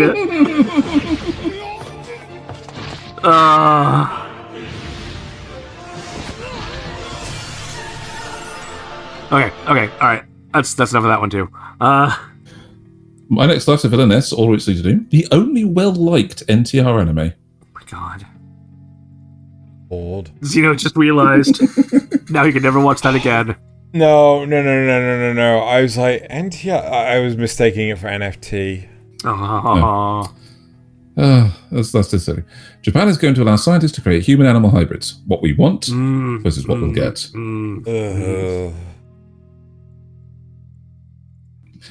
Therapy. Cat girls. Cat girls. This is me. This door was made for me. It is my door. I'm in this picture, and I don't like it. Weebs. I'll turn you into antisocial losers with no hope of reproducing. Abracadabra. Weebs. Nothing's changed. Okaroon, we're next. What did you want to buy? Same as always, a bag of Funyuns and a can of self-respect. They sell those at gas stations? No. Sir, please step back. This woman is in line. Oh no, we're together. Be very careful, ma'am. With phrasing like that, someone's liable to take it the wrong way. Oh, we are. Or what? Together. Holding your loved ones hostage. He could fucking try. If anything, she's holding me hostage in this relationship. No, it's cool. I like it sometimes. Jerry? Kid, are you rich? Oh, I spend most of my cash on alien conspiracy theory magazines. Nah, fuck off. Wait, how are you paying for this? I'm paying like I always do. Fuck off twice. What? It's no big deal. He's gonna carry all this shit to the car. Oh, so you have a car? She does. Driving gives me acid reflux. Myself. Sir, are you mad at me for some reason? Mostly, I think I'm mad at myself. I'm mad at him. Hell, I'm mad at her too, a little. You asshole. Make poor choices, asshole. It's Rossini, actually. Don't bother running. Running? Oh, my funyuns, babe. There's a cleanup on aisle these guys. Ah, this makes more sense now. Oh my god. That was great, Thaylien. That was so good. Oh, Good fun. Can your fifth one top it? Or sixth one top it? Hey, you going to sleep? Yes, now shut up. Since Fred Durst only licenses Limp Bizkit songs if he's given a cameo, and the upcoming Devil May Cry anime uses Rollin as the theme, this means we're more than likely getting an anime Fred Durst. Yup. We knew this already. This is fake news. Anyway. Right, and I still think anime Fred Durst is going to be there somewhere. I think mine are safe. I'm not 100% sure. So let's just go with mine aren't safe, okay? Just gonna preface this. There we go. Hello, Freerun and Fern from Freerun Beyond Union. Hello, Hitori and Kita from the Bocchi the Rock.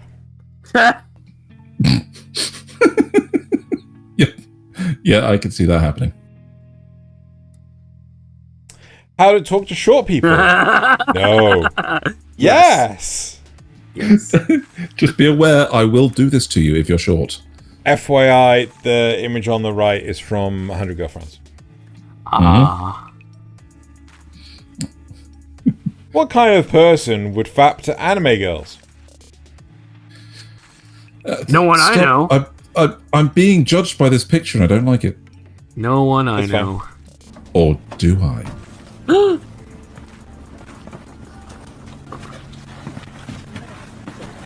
Are they going snowboarding?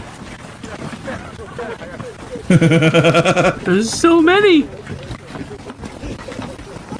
I know how they're doing this, but I don't care. Yes. Yep, here they come again. Yep.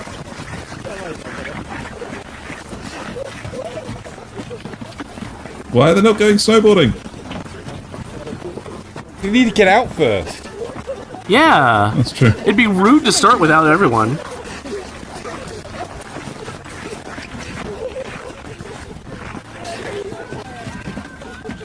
I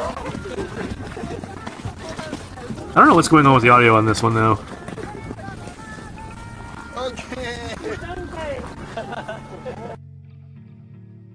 How did they all fit? How could they possibly have all... Where could they have come from? Anyway. Next. That was a good one. Clown College. No, what I am. Glad you get it. Yes. I'm glad you get it. Then last Hey, but not does this least, bowl smell like chloroform? Yippee!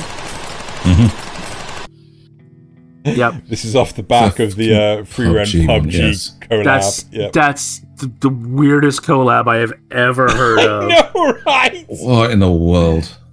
Oh. It's all got to be because Fern's fucking magic staff looks like a rifle if you hold it the other way up. No, it's just they grab whichever IP has the most popularity. They do, yes. Think, you know, it's got nothing to do with Fern's staff. It's just, free run's really fucking popular. Let's see if we can grab that. Wait for the Fortnite collab. Anyway. Right. That's it. We're wrapping up the show now. So thank you very much, everyone, for watching and or listening. And now it's time to bottoms up and Kanpai! Kanpai!